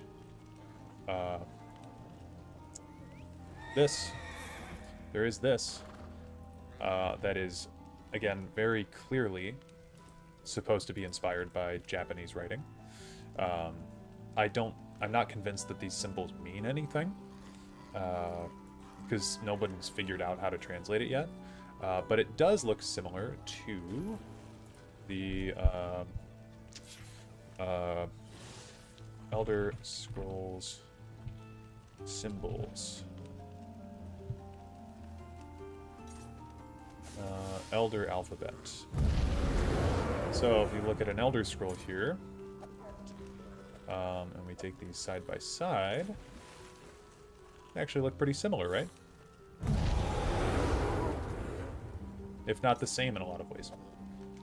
And we know that there are Elder Scrolls that come from Akavir, so it's another thing that I'm going to touch on in my video. Some of it looks Thai to me, which is fun. Nice. Yeah, I really, like, I feel, I don't know the distinction well enough, you know? But it is very cool. Tsaesci are snake men in the same way that Whiterun are horsemen. Yeah. Yeah, well, and that was another thing that I said, too, because the Code of Bushido and Samurai and stuff, obviously very heavy on, like, honor and veneration and whatnot. And especially when you're fantasizing it, you know? So if you have a race of these Tsaesci that have essentially been defeated by the serpentine snake folk of this place, basically taught a lesson like, hey, don't fuck with us, we are your superiors, we are your daimyo, then it would make sense why they start, you know, wearing armor and dressing like these serpents that they are retainers for, because of a level of respect to that. You know, they wear the armor. It's kind of like Batman, how he wears, like, in the Christian Bale movies, where it's like he wears the face of the bat because it frightens him. They wear the face of the serpent on their armor because it frightens them. So I've honestly, like, I haven't recorded the script for this video yet because I'm just getting stuff to put in it, and like I want to refine it a little bit more after doing some of these quests. But like, I really have had a fun time researching for this video, and I think that it's going to turn out to be a very fun video nonetheless, because most of the time, like, I feel like with my videos, I'm trying to generally find some greater truth or whatever, and it's a little bit freeing for this one, because it's like, there is no truth. In a good way. There is no truth in a good way, where I get to kind of come up with some shit that I could just talk about. That's fun. So, yeah, it's cool. Okay, I need to go talk to her for stuff, so I'm again going to turn the music off. Ambiance down, effects down, dialogue all the way up. I'm going to adjust the volume really quick, and we'll collect some dialogue. Oh, silent for a bit.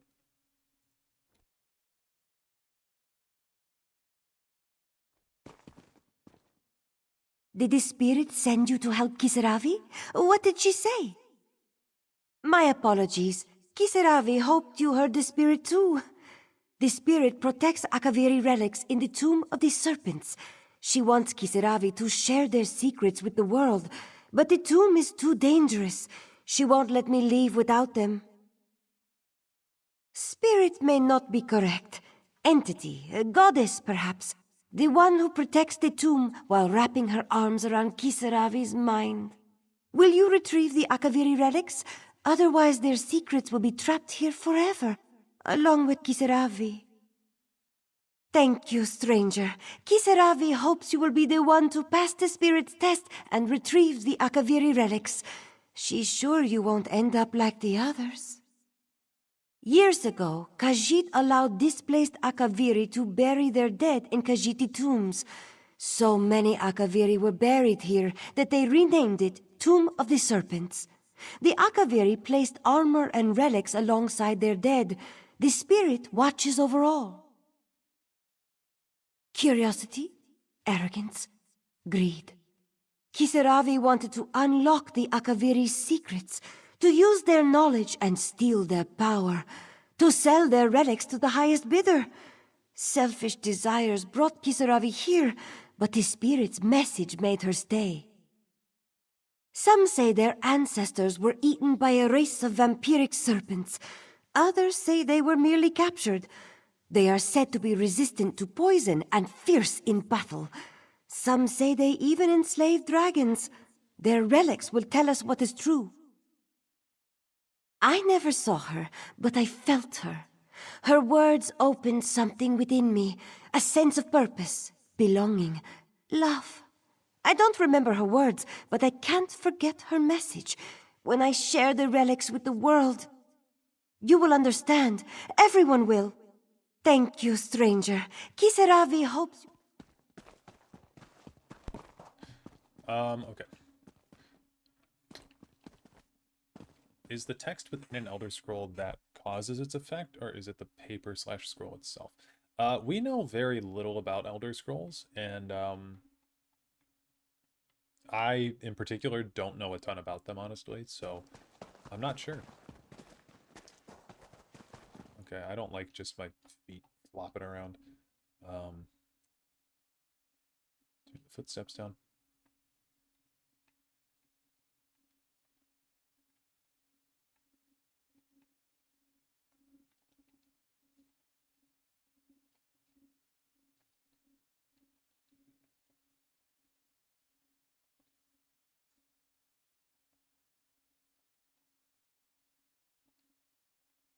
I'm scared to ask, but have you considered/read the Tsaesci creation myth MK wrote for the video? I haven't come across anything like that, which is ominous. Did he write some weird shit? I mean, I've seen him. I've read stuff that he's talked about. I don't know about, like, you'll have to be specific, because I have a Kirkbride thing in my video, but I wouldn't consider it a creation myth. So, yeah, you'll have to explain more, I guess.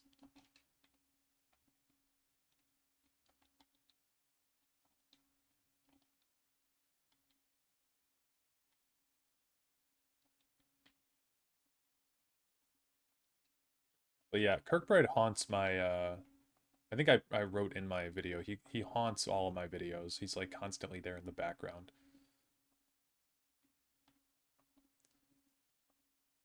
I remember doing this zone, because I did this on my first character here, on my first PC character, because I only had ESO Plus for, like, that free week that it was out a while ago. So I did literally everything that I could in this zone.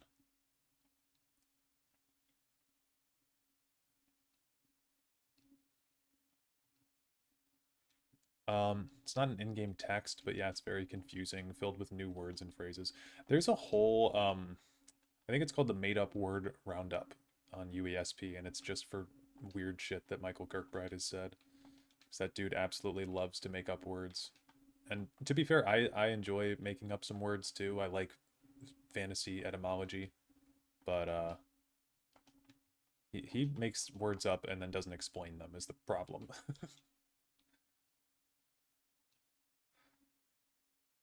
Okay, so it's this quest also that includes the... You are different, outsider. Oh. Perhaps you are the one to deliver our message. Perhaps you will die like the rest. Yeah, maybe.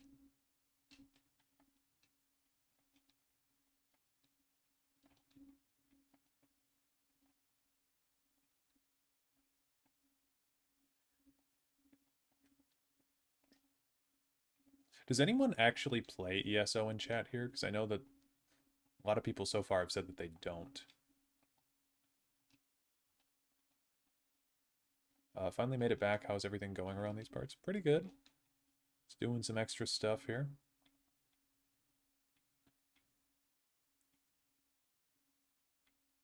I'll get into it eventually. You really don't have to.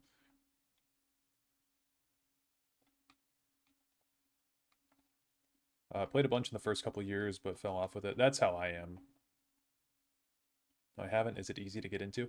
I'd say that as far as MMOs go, I've played a handful of MMOs, and I do think that ESO is like, out of every MMO I've played, this one gives you a ton of freedom to just go wherever you want, do whatever you want. Like, from the get-go, you can just go. Like, you don't have, there's a path that the game intends for you to take, but that's more of like a year one thing, pre-1 Tamriel thing.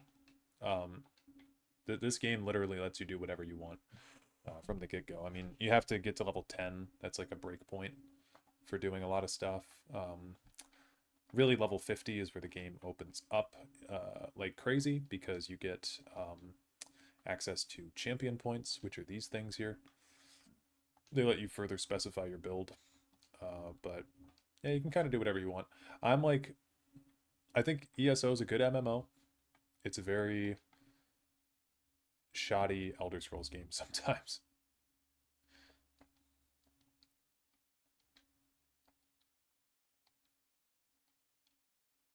You like it actually? Yeah, I mean, I spent a ton of time. I have I think it's 93 days on ESO on Wake console. from your sleep. Preserve our legacy. And to be fair, Destroy the outsider. I was 15 back when I accrued most of those hours. That was like year 1 through 3 when I played the most. So, but yeah, I racked up a lot of time. I have quite a lot of days on ESO.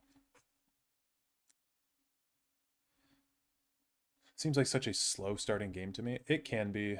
It really helps when you know what you're doing, getting into it. I just solo everything. I don't really like playing with others or MMOs for that matter. Yeah, I solo everything too. I typically don't play with a group. Typically don't. I think there should be like a dedicated single player mode that makes the game a little bit easier. You got the Akaviri relics! Did the spirit speak to you? Ah, the Akaviri spirit has blessed you. Kisaravi can tell. How else would you have succeeded where Kisaravi has failed? Please accept this gift and the spirit's blessings. Kisaravi knew that she would meet someone brave enough to enter the tomb, strong enough to pass the spirit's test, and wise enough to accept her protection and never question her voice. Kisaravi knew because the spirit told her. The spirit wants Kisaravi to share the Akaviri relics with Tamriel. They possess a magic we can't understand, a magic that will spread her influence and protect us all. The spirit will soon live in everyone's minds, and it will all be thanks to you. For some, it is the key to unlocking ancient secrets and lost magic. For others, it is a reminder of why some things are better left unknown. The spirit has spent years watching the dead in this tomb, stranger. She's ready to see more. Kisaravi knew that she would meet someone. Okay, what did I need from this again? Kisaravi said what? What? I don't think she said that, did she? This spirit, for some. Did she say that?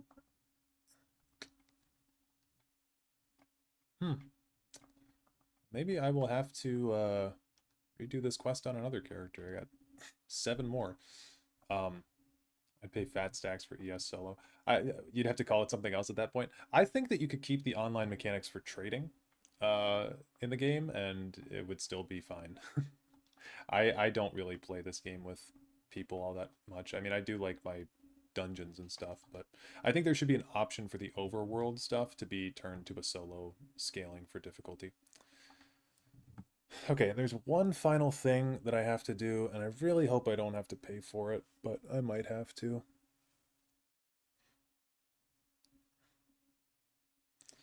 Solo most of the stuff, can't really play with my friends as I either get way too controlling or way too annoyed at how my guys play MMOs. Yeah, I've played with some friends previously. You know, I was saying earlier, it's difficult to play this game with friends. I don't like questing with other people. It's not fun in this game to quest with other people.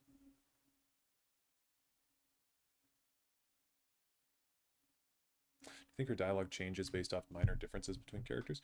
Probably not, although Elder Scrolls Online does surprise me every once in a while. Maybe I need to read the description of the thing that I'm looking for. So I'm looking for Kisaravi. I'm looking for her to say... no. For her to say... okay, vampire.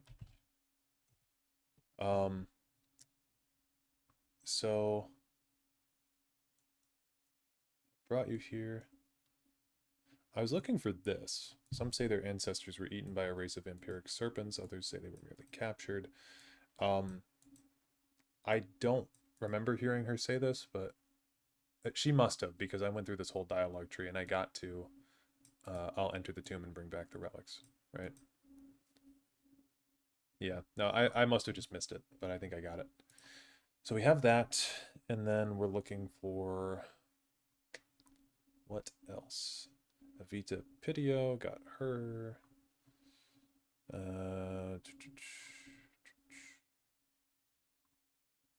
Yeah, okay. Oh, okay. Yeah, I know what I need. I know what I need. And I don't know if I can do it here. Is this gonna be a difficult thing? Hey man, just watched your tower lore video again for like the 5th time. Has to be one of my faves. Big fan of your work, bro. Keep it up. Thank you. That video took an insane amount of time. So I'm glad that it still gets a decent number of views and people engage with it. So thank you. Okay, we need to go to houses. This has been taken off the Crown Store though, hasn't it? I'm looking for the Potentate's Retreat. I'm looking for the Potentate's Retreat. It's not on the Crown Store anymore. I guess I could go to Activity Finder, Home Tours, Browse Homes. We want...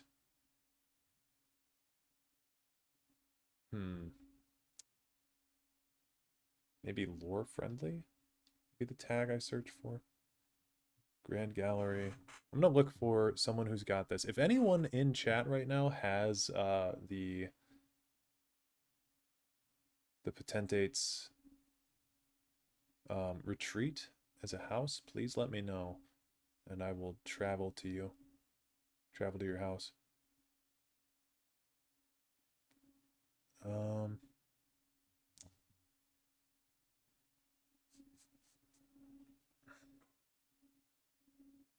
Don't see it. Oh, Potentate's Retreat. There we go. Okay, so this is going to be so stupid, guys. This is so stupid. But I think some of you guys will enjoy this. So there's a house called the Potentate's Retreat. Originally built by the Potentate Versaduce as a retreat from Senchal, this manor contains roomy spaces in which to entertain guests. A terraced area features a flooded Aeon Stone crater, as well as luminescent flora transplanted from Moonlit Cave. Okay, that last sentence is not important. This is the Potentate's summer home, okay? And this person has a lot of very cool things up in their house. But you guys notice something on the floor here? You guys notice something on the floor in the Potentate's house? Here, let's go outside. We'll see if we can discover anything else here. I think it's this door. I don't actually own this player home, so we'll see. Is it through this way? How the hell do I get out of here?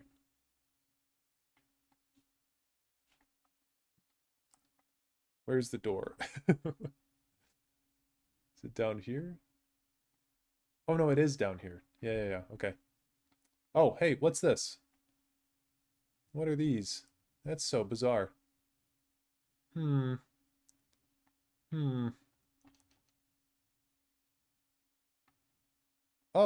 Oh, look at this. And this. And this. And this.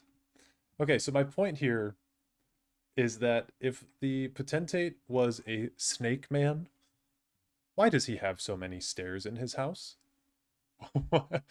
That's the point that I'm trying to make here. Why does he have so many stairs if his lower half was a snake? I think this is legitimate evidence that he is a bipedal person for his snake legs. So here's the thing too. Let me turn on my audio because we're going to be talking about this for a minute. I think that that Lawrence Schick and Michael Kirkbride and the other developers, Alan Nanes, okay, I can't think of any other devs right now, but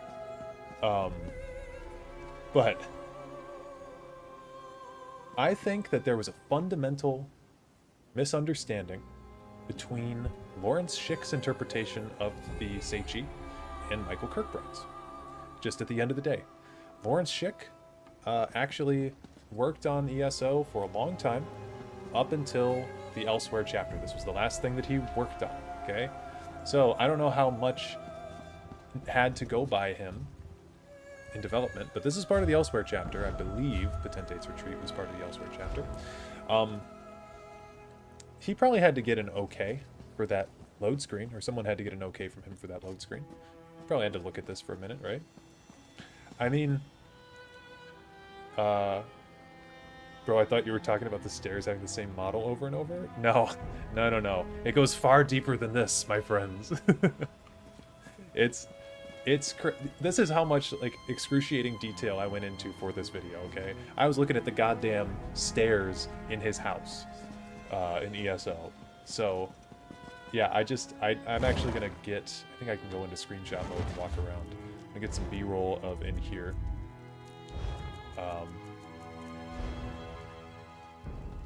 But yeah, it's funny. It's pretty funny.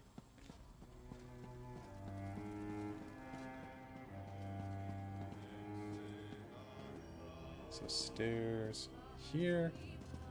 Actually, let me go outside while it's still sunny, huh? How's it going, Lorcan? Get a shot of these stairs.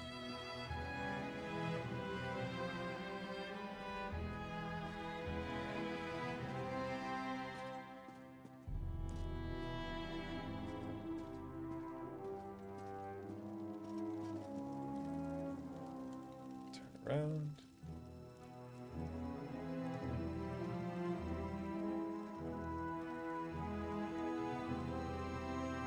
Yes!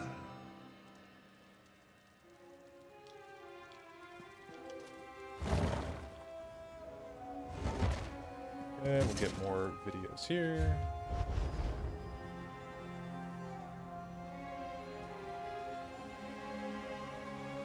I mean, this is going to be such a stupid segment of the video, guys, but, like,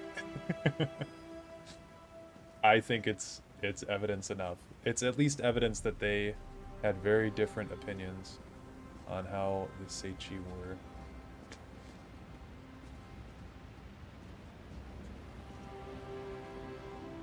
Three years ago, I got into the Elder Scrolls lore, and I feel like I learned every lore piece from every game, and I'm growing bored. How'd you last 14 years?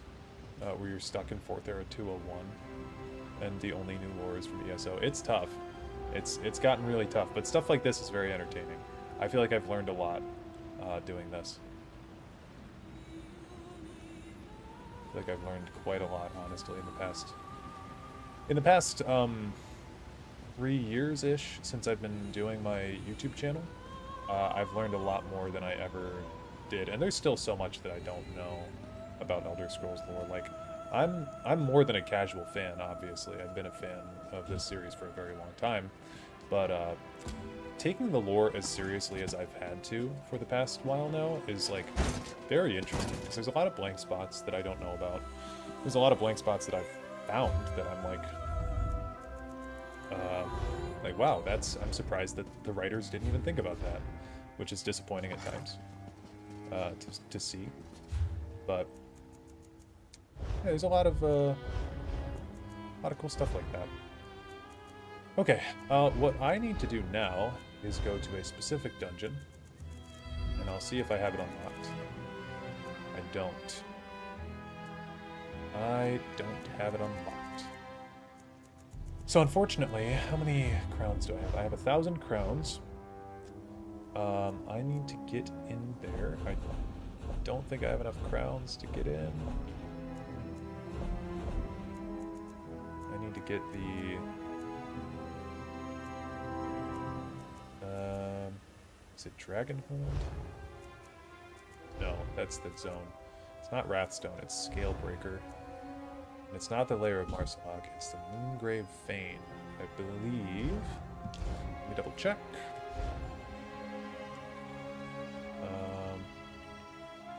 So, you guys want to see something crazy? Check this out. This is my folder for bookmarks for this for this video, guys. This is how many bookmarks I have for this video. And it's not even, like, it could be longer. It's not even every bookmark that I got. Got some pizza, help yourself when you get the chance. Oh, thanks. I'm actually gonna go grab some pizza. I'll be right back.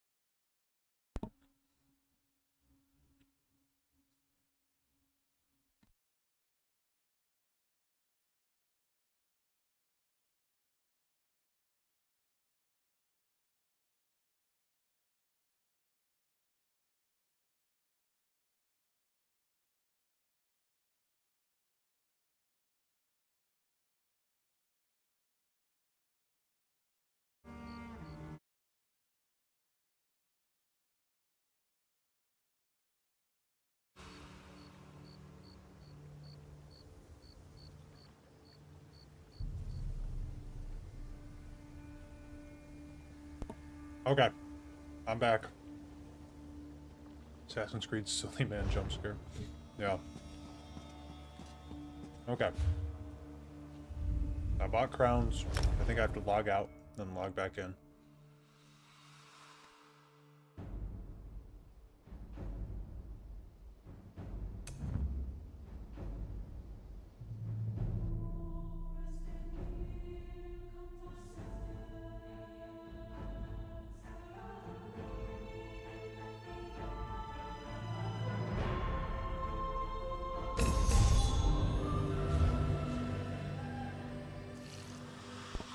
Bought crowns ripped. Yeah.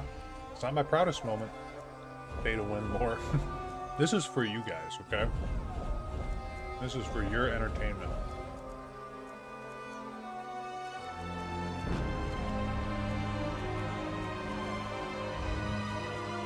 Okay, so Scale Breaker. Honestly, I'll use this eventually. So, now that we have those dungeons, I'm going to turn off audio again. We're going to go into one.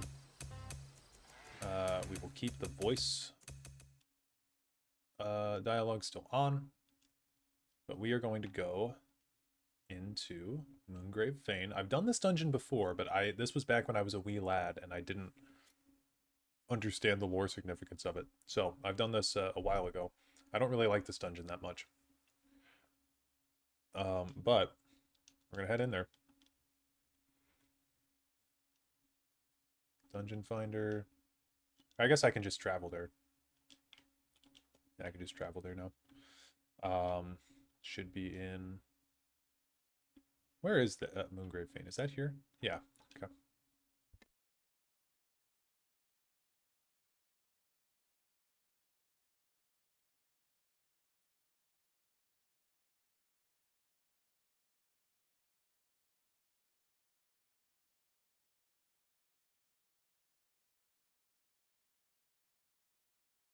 This is insanity, Grundwolf. Can't you see that these Hollowfangs spout nothing but hollow promises? Dragons are here, Reynold. The world will end in fire before your fabled Emperor comes. If you won't act, I will. The Devourer has chosen, old bat. Do not trouble us again.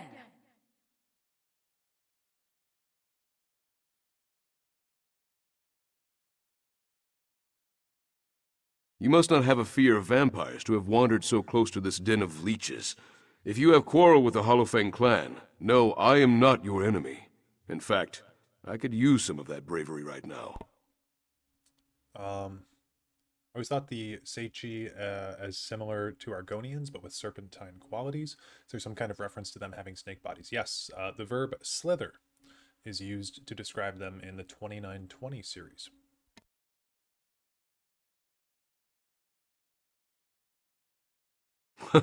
An old relic, obsolete and awaiting purpose. Same as my comrade. Grundwolf mistakes the return of the dragons for a sign, our call to action, the end of our exile. He forgets it's not the dragons whose return we've awaited. You have taken up my cause, so it is only fair to know whose banner you fight under. I am Reynold, Chevalier Errant, bodyguard to Riemann III, a Dragon Guard. The Dragon Guard disbanded in disgrace. Many of its members sought glory in other pursuits, but for those of us who hoped for redemption, our failure to protect the Emperor was a mistake too great to rectify in one lifetime. That is how some, like Grundwolf, bought their time. But like our fractured order, we've each had to find our own paths. I am masterless, but I am no rogue. I'm sworn to preserve his empire until a true successor ascends to the throne. A ruler with dragon blood in their veins, a dragon-born emperor, to take up the Amulet of Kings and unite all Tamriel under the protection of the Eight, one whose right to rule is unassailable. This land won't know peace until then. Nisazda, the Hollowfang clan mother, has convinced Grundwolf that drinking the dragon's blood will make him dragonborn. If true, he could devour the souls of dragons, rekindle the dragon fires, and reforge Riemann's empire. There are no shortcuts to power. The soul burst proved that. This is a desperate act of impatience, and I fear the price of recklessness will be far too high. No one knows what dragon's blood could do to a vampire. Grundwulf can't see he's being used. These vermin could never have hunted a dragon without the skills of the Dragon Guard. Now that he's captured their prize, they offer the first sip only because they fear the dragon's power. The Devourer is nothing but a glorified poison taster. A title bestowed upon Grundwulf by the Hollowfangs, Devourer of Dragons. More insidious flattery Nasazda uses to bend my comrade's ear. She's wormed so deeply that I have no choice but to cut her out. We have been brothers in arms for centuries, but the impetuousness of his youth hasn't faded. He's always been headstrong, but I've never seen him like this. Our long exile has taken a greater toll on him than I imagined. He may, even without the clan mother goading him, Grundwulf will back his conviction with his blade. If it comes to that, I'll put him in his place. I'd rather wound his pride than witness his self-destruction. They are parasites. Their only interest is stealing the power of things greater than themselves. If any stand in our way, put these leeches to the sword without remorse. Okay, so this guy is supposedly a Tsaesci, by the way. That's why we're talking to him. That's why I paid money to come in here. Yeah, he's a Tsaesci. At the very least, he is supposed to be a Tsaesci. Michael Kirkbride included him in the Rimananda, or Rimanata. I always mess that up. And I think that this character has completed the Mages Guild, so I should have in my journal the lore library. And I don't know where this information would be. It would probably be under Imperial Library, maybe? No. Lore and Culture?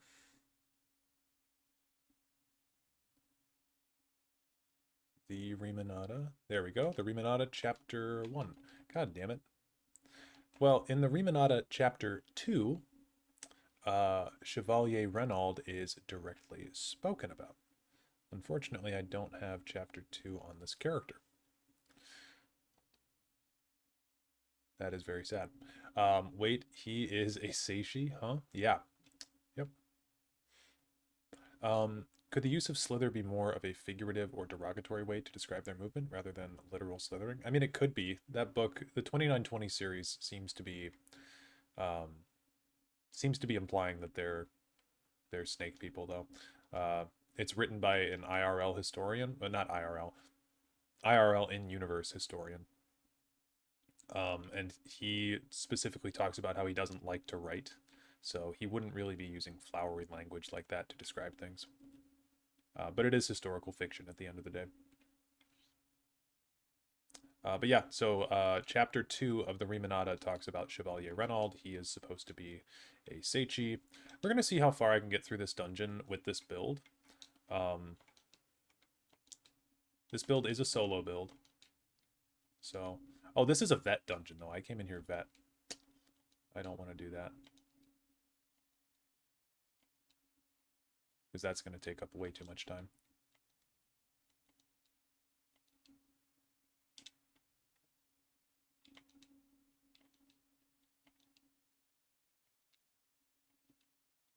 I'll kill this guy, though.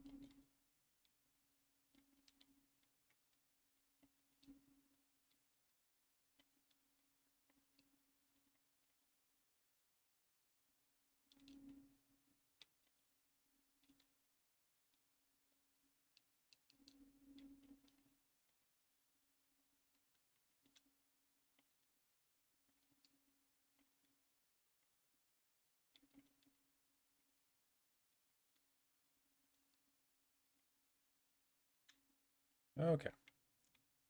If Chevalier is a Tsaesci, but they are also referenced to Slither, it could be a Khajiit forms situation where Tsaesci have different degrees of snake qualities. Yeah, it very well could be. Okay, I need to get out of here. With these veteran bosses. Maybe if I go Activity Finder, Specific dungeon. Can I queue up for a normal... Well, no, I don't want to...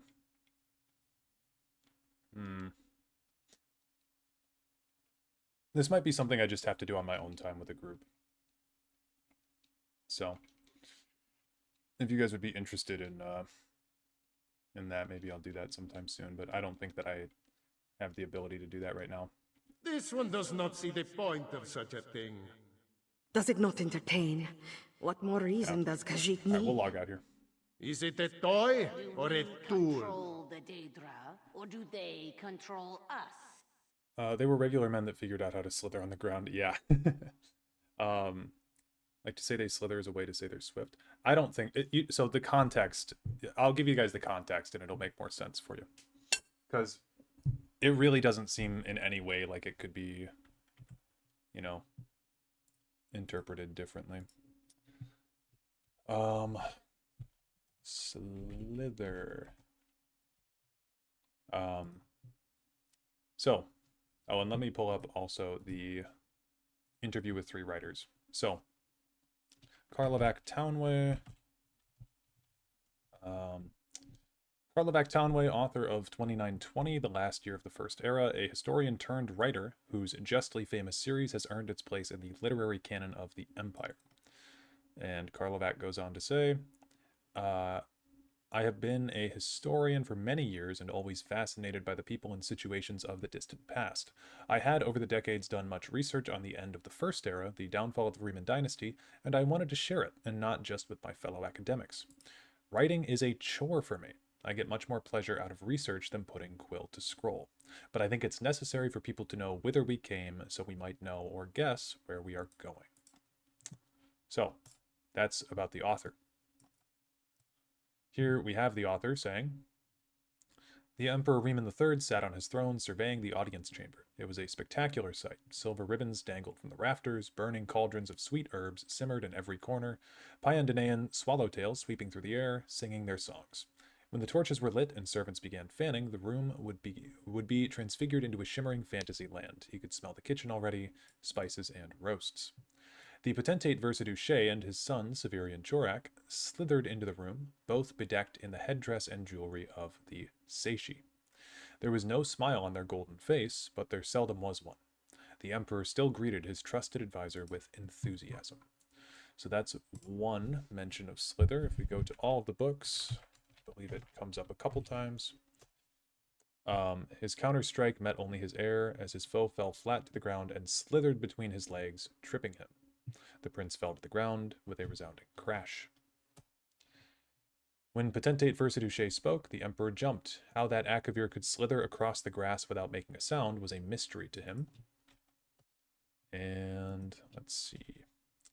Severian Chorak slithered to the wall and watched through the arrow slit the Morrowind army retreating back to the forest land between the swamps and the castle grounds. So, 4 mentions by this guy of using the verb slither to have them move. But then we have the Akaviri diary message. Translation. This is a Akaviri diary translation of an Akaviri messenger's final days during the conflict at Pale Pass. Okay? After winding my way westward, I have come within sight of the Sentinel, a huge statue placed there by some unknown artist many years ago.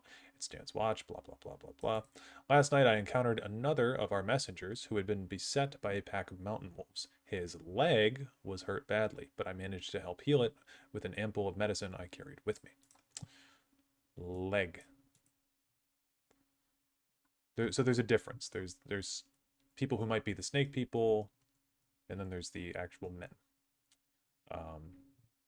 But the 2920 series is such a weird anomaly with this slither thing, because you don't really hear people say. There's even this whole thing with Abner Tharn.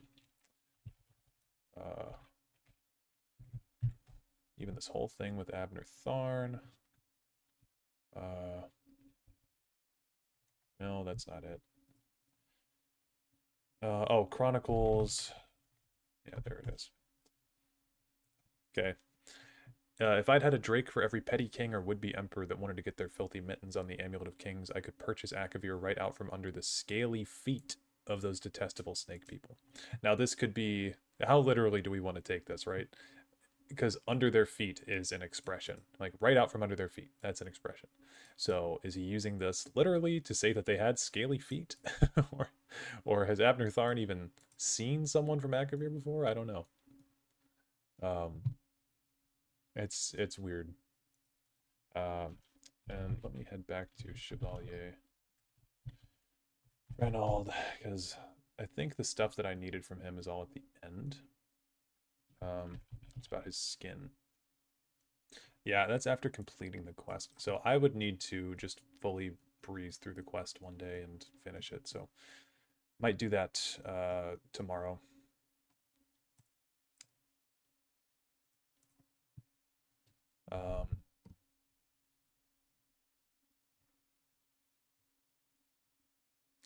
These lines make it sound like they have a tail to make you trip on. Oh yeah, they do. They that's what they say. Further on. Hold on. I think tail. His sword seemed to be a part of him, a tail coming from his arms to match the one behind him. The prince kicked at his tail, sending him falling back momentarily. Thank you for saying that, actually. So yeah, I mean, this author straight up thought they had serpentine lower bodies, even though he's alleged to be a historian, and that just simply doesn't seem true. I feel like the fact that the mainland of Tamriel is so diverse lends itself to the idea that Akavir could have beast people alongside Menenmer, so it could all be totally literal. Well, yeah, so I think there's a distinction, though, between the men and the serpent folk. Like, serpent folk for sure existed. But if you look at, like, so, here. Potentate. This is the armor of the potentates. Like, they would have had feet, you know? They would have had feet and legs. They wouldn't have had serpentine lower halves, which is why I think my theory about the about Versailles transforming himself from a serpent into a man is the one that just makes the most sense. It literally has to. Otherwise, none of this makes sense. And again, his house has stairs in it. Like, he cannot have been a snake person all the time, at least.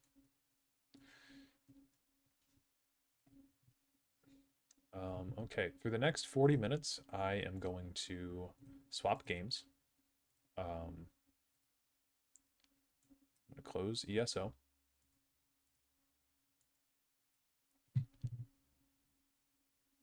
Swap this over here.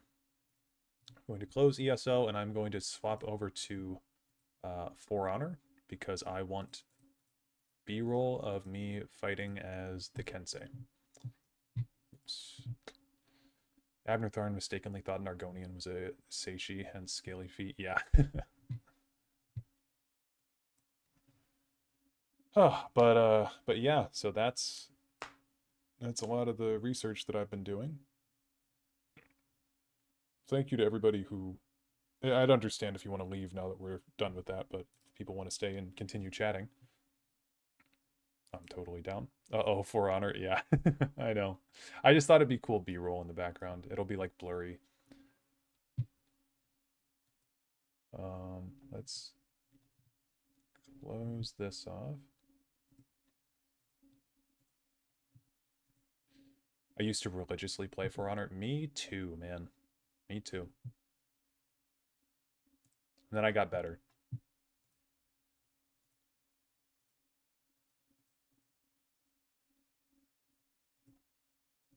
No, For Honor is one of my most played games on console. Good stuff, man. Looking forward to the next video. Peace. All right, peace out.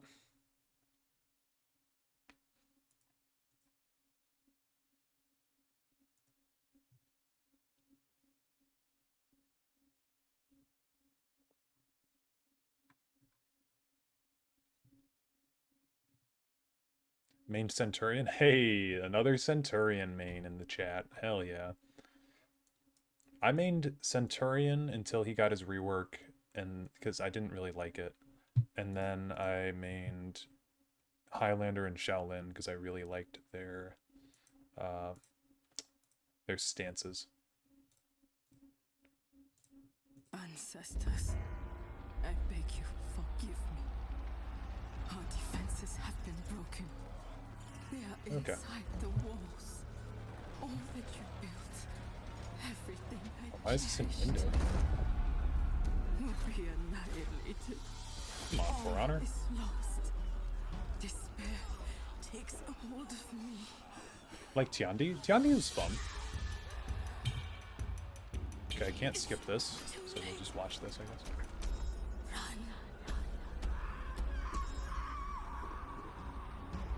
I tried to get Reputation 1, at least, on every single character. Stop playing after Pirate was added? Dude, we've been living the same life, man. I did not like Pirate. Hold on, let me fix this up. Yeah, Pirate or Magi. I was not a fan either.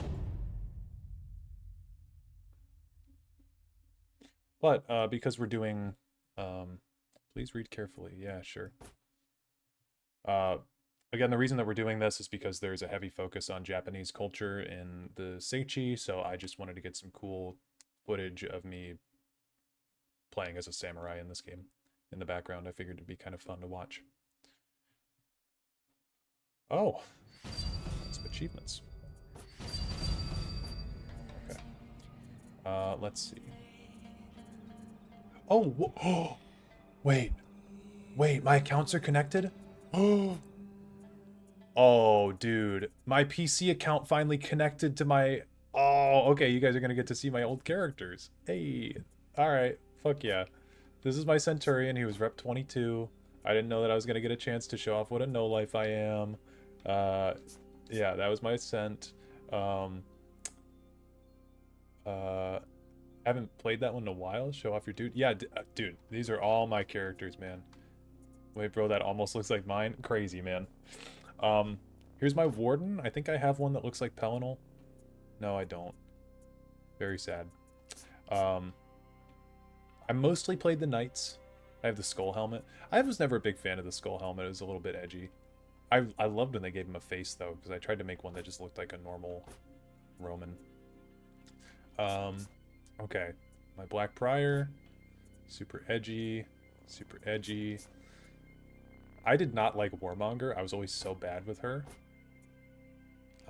Gladiator's cool. I played a lot of Valkyrie as well. So I don't know the way that you would do it, but like I had my duels set up, and then I had my my setup for like Dominion and 4-player content. Man.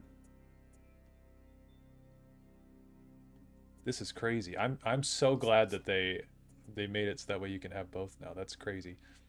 Get off For Honor and come do the thing. Oh, are you guys on? Hold on.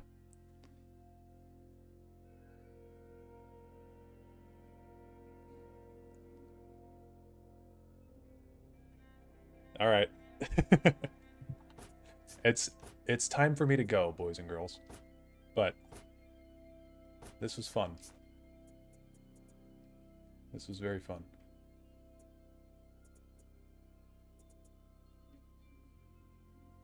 That's so fucking cool. Okay. Well, I'm being summoned to go, but ladies and gentlemen, hopefully next time you see me, it won't be that I'm live. It'll be that I am